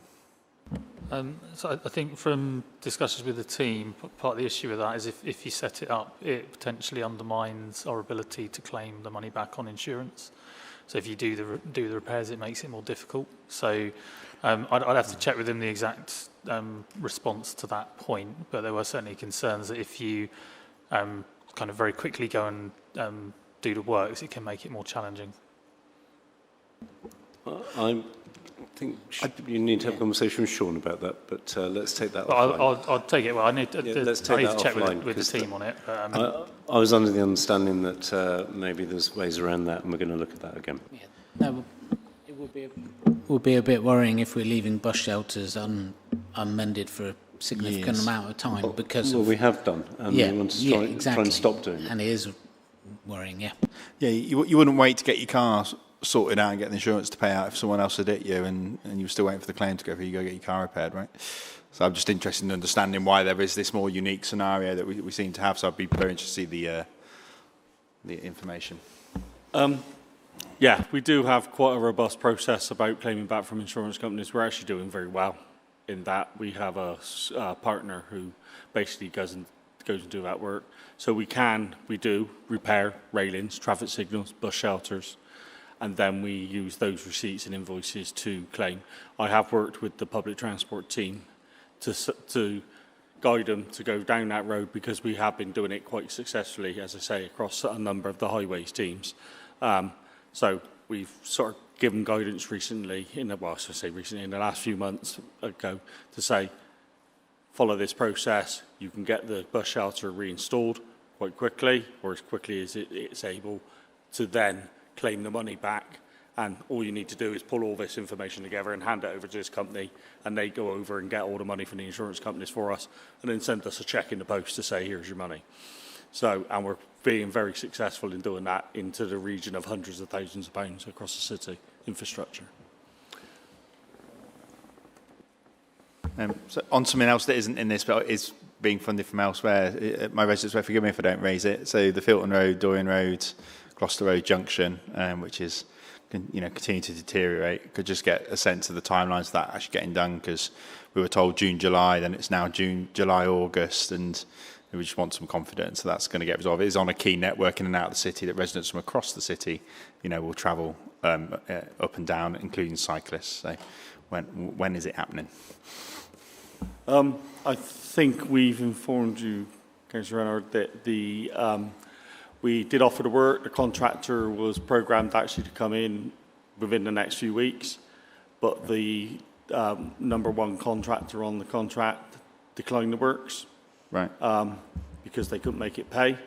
So we're currently working with number two contractor. Obviously, every time we offer the works and then they turn it down, we've got to redo the contract and then go and offer the works the next one.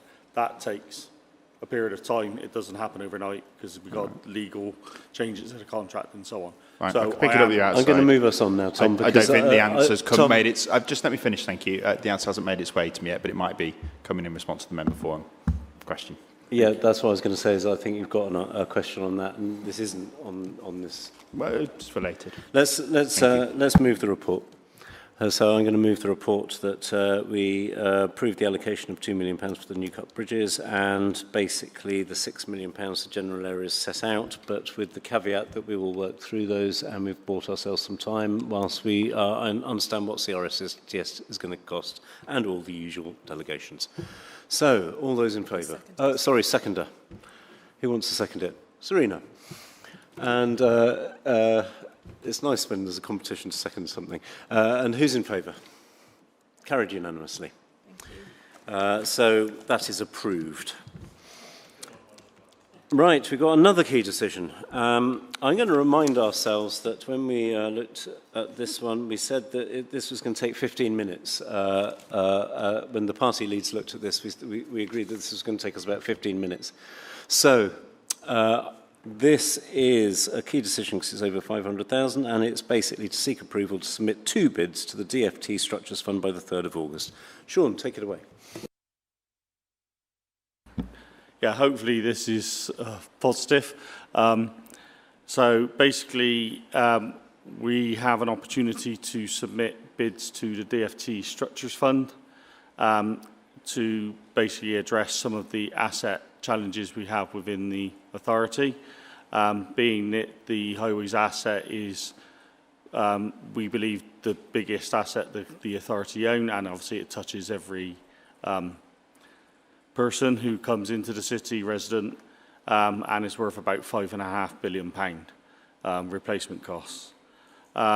As you will be, as a committee, you'll be very aware of the constant ask for funding in the structures annually. The economic costs of not repairing these structures would run into £5 to £10 billion by 2040. So these are very key, important structures to the economy of the city. The DFT Structures Fund brings a great opportunity for the authority to potentially bring in funding to address some of our most significant structures. The fund was announced on the, I should be wearing my glasses, 15th of April 26, and commits £1 billion of government funding to repair structures across all local authorities. They've recommended 1 bid per local authority, but will accept 2 exceptional bids. And therefore, as the council, because of our condition of some of our structures, we've decided to put 2 bids forward. One being for the Cumberland Basin network, and one for the New Cut River walls. To determine the priority of the bids, we undertook an assessment of various structures, and that would qualify through this strategic fit and also meet the bid and funding criteria. Also, deliverability. The Cumberland Basin has the strongest case, followed by the river walls, once we looked at those different criteria. There is some exempt information concerning the local contribution, because basically we don't want to show our hand to, because we are in a competitive process with other authorities. The DFT deadline for submission is on the 3rd of August. So that doesn't align with us bringing a finalised bid review, because if you can imagine, the timescales have been very, very tight for the team to pull all the information together, work with the DFT on the criteria, and that's still happening on a daily basis now to pull the submission together. And unfortunately, it did not work with the committee timelines for us to actually bring the finalised bid to you. So it is a moving beast. Alternative options were considered. We considered doing all of the Cumberland Basin, but the strategic criteria was around Avon Fixed Bridge, which is critical. So if we had included all the rest of the Cumberland Basin, it would have actually weakened our strategic bid. But we have obviously included things like Plimsoll and what have you, which would make sense whilst we're doing that bridge. You wouldn't close all that road for those times or cause a disruption without doing certain elements either side of it and connected to it. So we did break it down as 3 different options: do the whole thing, do the middle option, which is what's in the paper, or do just Avon Fixed Bridge, which would have been less money, but like I said, would have meant we repaired the bridge, and then we had problems either side of the bridge, which we would have had to return to very soon. So it made sense for us, we thought, to go for the middle option. It also reduces our ask to DFT, because the ask to do option 1 and do everything would have run into over £100 million, which we felt, considering there's 100 authorities all asking for some money, us trying to ask for such a big lump sum would have been maybe actually detrimental to us actually gaining the funding. Well, like I said, we did consider other structures like St Philip's Causeway, which needs significant funding, and Brislington New Bridge as well. We considered those, but we felt these were the criteria and strategic criteria around these particular options was very strong, i.e. the Cumberland Basin being access to the airport, M5 Relief Road, all those sorts of things, key to North Somerset. It's more, to me, it's more of a regional infrastructure rather than a local infrastructure. And the new cut walls, they obviously support 2 main roads either side, which take Metro bus and deliver those scenarios, obviously, and also lead to the airport and that as well. So we felt that they were strategically important. St Philip's Causeway, whilst it needs investment, isn't in imminent collapse, and that was part of the criteria from the DFT. That's not to say that the Avon Fixed Bridge is in imminent collapse, but it certainly, if we don't invest very soon, we will be having to put restrictions on it and so on because of its condition. So this is a really good opportunity. So the Committee for Transport and Connectivity is asked to approve the proposals to finalise and submit the 2 bids to the Department of Transport by the 3rd of August, as outlined in the report, authorises the Executive Director of Growth and Regeneration in consultation with the Chair of the Transport and Connectivity Committee to take all steps to finalise and submit the bids, and if successful, to accept and spend the funding as outlined in the report, and contractually authorises the Executive Director, Growth and Regeneration, in consultation with the Chair, to take all steps required to procure, extend, vary and award the contracts in line with procurement routes and maximise the budget envelopes outlined in this report. Thank you, Sean. And when I introduced this, I should have said there's an exempt Appendix E, and if necessary, we can adjourn the committee and we have a room booked where we can all go and discuss that. The committee has obviously seen it, but as Sean said, we don't want to show, this is a competitive DFT bid and we don't want to give too much information away to other bidders. Kaz, you got your hand up very quickly, and then I'll go to Serena and then Tim. Yeah, you're very happy to see this come into committee, Sean. I know you took us down to see the Avon Fixed Bridge and Cumberland Basin, also the work that's been done on the new cut walls, and it really struck home to me how important this work is for the city in terms of infrastructure and making sure those walls are in good condition. So good luck with this bid, that's all I can say. And of course, I would like to say that you were sort of wanting me to try and get some support for you. I can say I didn't actually support you in any way. I didn't have any words with the Chief Secretary of the Treasury as he was at the time. But as I say, good luck. I have one technical question. Actually, you kind of touched on it, and it was the likelihood of failure. And you gave a number, which I'm not going to quote. Predicting deterioration is challenging, and you've scared me even more now after what you just said. So what methodology did you use for failure prediction to get the number in the report.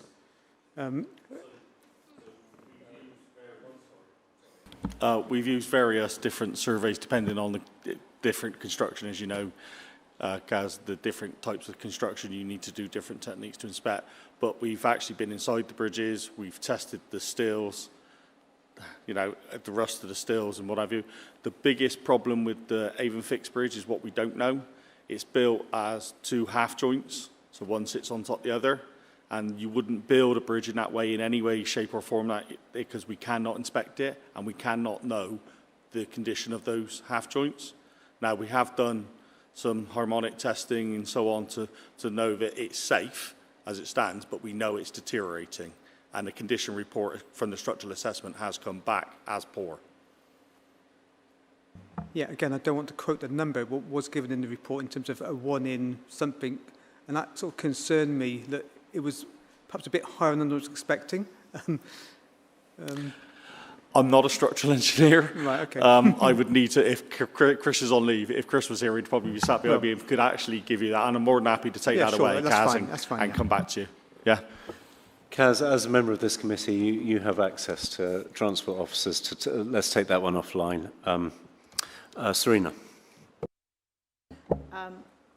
I appreciate commercially we can't discuss details of match funding contributions, obviously, but are we allowed to discuss how confident we are that we will have sufficient match funding contributions? I mean, as we have to have that as part of the bid process here. We have talked this through with the Section 151 officer, and obviously the win against the contribution is significant. So, because without it, we will be looking for that funding ourselves or regionally. So we have talked around different elements of what we could bring in, but obviously a lot of my resources would be pulled into this project if we were successful with this amount of funding. So other funds may get released internally as well, because we wouldn't have the resource to carry on with some of the day stuff, as it were, because we'd want to promote this because it being a high priority. So we're having those conversations with finance. We've had an initial conversation with Section 151, and there appears to be, I wouldn't say confidence, but different avenues we could take to draw in that funding. And I think it's worth saying that right to the top of the organisation, you've got the support to get on top of some of the deteriorating assets we've got, and we've always anticipated that would be about bringing in and levering in funding, wouldn't it? Yeah, there is a investment plan. I can't remember what they renamed it, but basically it was Bristol Infrastructure Plan to look at the economic impacts of us not repairing these assets and not maintaining them. It runs into hundreds of millions of pounds, and that's something the Chief Exec and the Executive Directors are actually looking to take forward regionally and to government to say Bristol needs this type of investment going forward. But obviously we need to put our best foot forward for this structures fund and do the best we can to try and attract the funding in. So Tim, let's try and make this quick. This will be very quick. Yeah, obviously just wanted to welcome the £1 billion fund from our wonderful Labour government. And I'm going to go one better than Kaz, because when I went to the Western Gateway Transport Board 18 months ago representing the Weka Mayor, there was a DFT representative there, and I said to him, we've got loads of ageing structures in our city and we need a central fund because we can't afford to fix them ourselves. What are you going to do about it? And here we are. Right, I'm going to move us to a vote. Thank you, Tim. I'm moving the report. Would someone like to? I'm not. It's to finalise and submit bids and all the usual delegations. Would someone like to second it? Tom. Great, Tom. So everyone in favour of this? Please indicate now. That's carried unanimously. Is everyone happy to say that this? All right, the committee approves this report. Okay, agenda item 12. So this is a non-key decision and but a vote will be taken at the end of this item. Is to establish a member-led Women and Transport Finnish group and associated terms of reference. And Although there's terms of reference, the idea is that the initial meetings of the Task and Finish group will set the scope and objectives of the report. Adam, you're back up. Would you like to briefly, it's a short report, let's have a short introduction to outline the report. Okay, so this is about establishing a Task and Finish group about women and transport. I guess it's quite handy to reflect on a couple of the papers that have been through today and how those reflect some of the challenges that are faced. There's a lot of statistics set out there which I think are quite eye-opening. 59% of women responded that they'd experienced verbal sexual harassment on Bristol transport. 38% inappropriately touched, 63% made to feel unsafe, 57% felt very unsafe. So there's nationwide things happening. There's a government strategy being published. Active Travel England are going to announce their own guidance as well. The polling by YouGov as well, I think, is really key there. Like 9 in 10 women have felt unsafe while walking at night. I heard a comment on a podcast where someone said, "What's the top thing you would do if you changed sexes and became a man?" And the response was, "I'd go for a walk at night and not feel unsafe," which opened my eyes a lot, I have to say. I hadn't really thought about things like that before. There's also a lot of research from Cycling UK that sets out the challenges for women around cycling. And also the differential between men and women is set out in the Atkins report that sets out the different experiences that men and women have around transport. We had the Silver Motion submitted by Councillor Self about people in nighttime economy work as well, and the challenges that they face. So lots of evidence building. And also just to note that the rate of sexual offences in Bristol was 4.8 per 1,000, which is a lot higher than the national average. So there's opportunity here for the Task and Finish group to come together and basically set out a number of recommendations. Further data that's being suggested and things that could be done are a review and refresh of the EQIA, a list of practical steps to implement to improve experience of women around using the city using active transport, a campaign around improving safety and perceived safety on public transport, setting up a joint point of contact for women and girls to feedback on transport policy and projects, and some way of measuring and assessing outcomes through follow-up consultations. There's lots of stakeholders listed there. I think that's not an exhaustive list, and that will be expanded as necessary. Task and Finish group will be for members to steer the scope and objectives. Suggested is that the first 3 meetings focus on the scope and then you work out what's going to be delivered. I think there should be a really key focus on having some real deliverables within the proposals, things that we can definitely progress. That would be really helpful. The members are all listed there, and a chair will be elected from those members. An expression of interest has been sent out to members for who wants to be chair. And then ultimately, obviously, we'd look at a progress report coming back to committee. So the recommendations are for the committee to agree to establish the Task and Finish group, to note the membership, and that the chair of the Task and Finish group be agreed. Would anyone like to, you may want to ask Sam questions, you may want to ask Adam questions, or you may want to say, I'm just going to merge saying things and questions all together. So I'm particularly looking at Emma. Did you want to say anything about this? I was going to speak to it, but if anyone's got questions first, obviously they can go ahead. So I'm losing my voice. I said I would like... Oh, that's overdoing it. I'd like to speak to the item, but if anyone's got any questions first, I will let them go first. Okay, let's do the questions. Any questions? No? Go on then, Emma. Okay.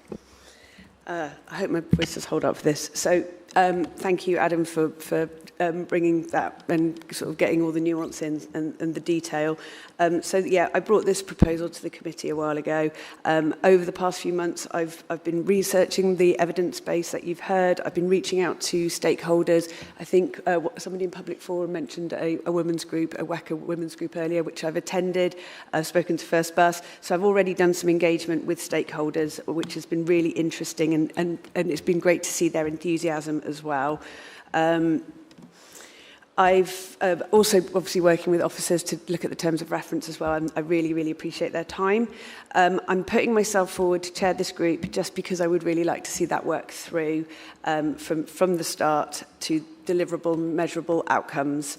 But I also think this group only works if it is cross-party, also cross-geography as well. You know, we want to look at women from the challenges of women from all parts of the city, not just the ones focused in the city centre, although obviously we will be looking there too.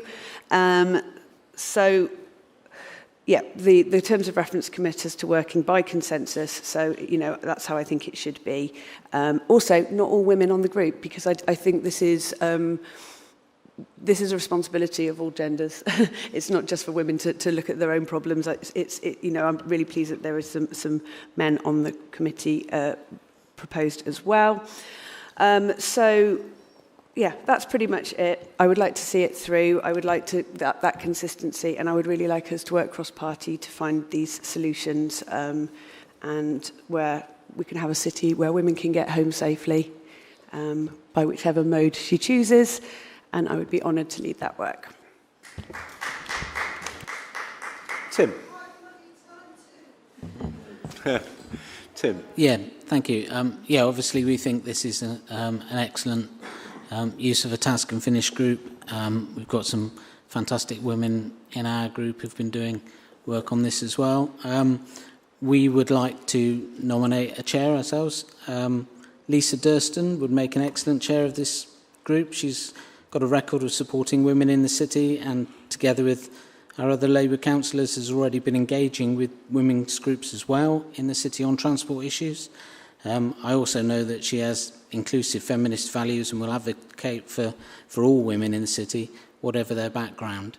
As you probably know, we've only, in 2 years as a Labour group, we've only had 2 chairs of task and finish groups, so this is a bit of an ongoing debate about proportionality. So, yeah, we'd like to propose a chair as well. Thanks. Okay, other people can talk, but I'm going to now. What I'm going to do is I'm going to move recommendations 1 and 2. Would anyone like to second them? I'm going to take Emma as that one, and I'd like to see a show of hands in favour of recommendations 1 and 2. So that's carried unanimously. Thank you. And that is approved. So we're going to have a task and finish group. What we have to do now is, before I move recommendation 3, we're going to go through a chair's nomination and voting process. So I'm going to propose Emma Edwards as chair. Would someone like to second that? Serena. I have heard that somebody else... are there any other nominations for chair? And it won't be a surprise that there is one. So, Tim? Yeah, so I'd like to propose Lisa Durston. Would someone like to second that? Kaz. Okay, so we can only vote for one proposed chair. So first of all, I'm going to ask to see a show of hands for Councillor Edwards. That's Serena, Toby, Emma, Ed, Nick and Mark. And then I'd like to see a show of hands for Councillor Durston, so Lisa Durston. So that's 3, all Labour, no abstentions. So I can now say that we have appointed Emma to be the chair of that group, and I'm going to move us straight on to agenda item 13. This is the quarterly performance report. We see one of these every quarter. It's an information report. The purpose of this report is to update us on the latest quarterly performance measures with a focus on Tier 1 and selected Tier 2 metrics. Before I invite Alex to introduce and take us through this report, I was wondering if everyone would like to say that we've all read it, we've noted it, and the only officer recommendation is to note the report. So I'm interested to know if anyone would like to, for Alex to take us through it, or if we can just all agree that we note the report. Kaz. There's just one minor thing, Chair. Okay. The report says on the 28th of August, some measures were signed off by the Transport Connectivity Policy Committee, and it didn't meet on that day, so maybe it's just a clarification in the report. We can take that offline if you want. Okay, can we note that as one of the actions that we'll put on our action tracker and update? So I'm going to note the report as per recommendations, and I'm going to move us on to agenda item 14, which is another information report. It's a finance provisional outturn report. It's to update us on the budget position, latest budget the budget position to a 25-26 period 12 forecast outturn position at the end of March 2026. I am going to invite Alex to say a few words about this one, very briefly, ideally. Thank you, Chair. I've got a long spiel for this one. No. Of course, members who are on other committees will have seen similar reports to this. It's an outturn report at P12, and it follows a particular format where you get the full outturn for the council that was reported to Strategy and Resources Committee alongside the Provisional Outturn report, Appendix 1A. There's a cover report specific to Transport Connectivity Committee, which reported from a revenue perspective the position at year end, and we saw improvements across the two divisions that report here to the tune of about £1 million. It also then provides performance in terms of capital spending across public transport projects, across infrastructure projects, and including sort of active travel as well. So we balanced and slightly undered in terms of revenue, and a little bit under in terms of capital. Would anyone like to ask any questions? So I've got Nick, then Kaz. Thanks. Could you explain the revenue variance that we have? We've improved by £1 million against the budget, but that is explained by taking £1 million from CAS reserves. That doesn't sound like we're improving against the budget. That just sounds like we've borrowed from reserves. So in respect of that, I mean, I might bring Sean in because it's his service, but essentially this was eligible funding related to the decision made in January 2024 as eligible funding that could be charged to CAS for highways maintenance. So we're able to do that. So is this a revenue position which is repeatable in future years? Nope. So it's not really revenue. Well, as a form of funding, it's revenue funding, but it's not necessarily a recurrent saving that can be achieved. No. Yeah. Basically, last year, as part of the budget process, I put forward a load of pressures because we had that pressure in the highways budgets, which we offset with CAS last year, which was eligible funding. But this year, that situation has been resolved because with me putting forward the budget pressures, some of my targets, should we say income and things like that, which support my budget, were reduced in line with those pressures, allowing me to then have a balanced budget, which currently I'm forecasting in highways to a balanced budget for this year. I can see, Nick, that you might want to have an offline discussion about this with Sean, just to get under the skin of it, and I completely understand that. Kaz. Yes, improved income in parking caught my eye. I just wondered what was driving that, and will that get even better when more car parking charges are introduced? Part of our committee decisions here was to increase civil enforcement officers on the network. So the increase in parking income is a direct result of more enforcement across the city. I am going to ask the committee to note the report as per the recommendations and invite the committee, if they want to have any follow-up discussions online about any of the variances, that they can do that. I am now going to say that the meeting is closed.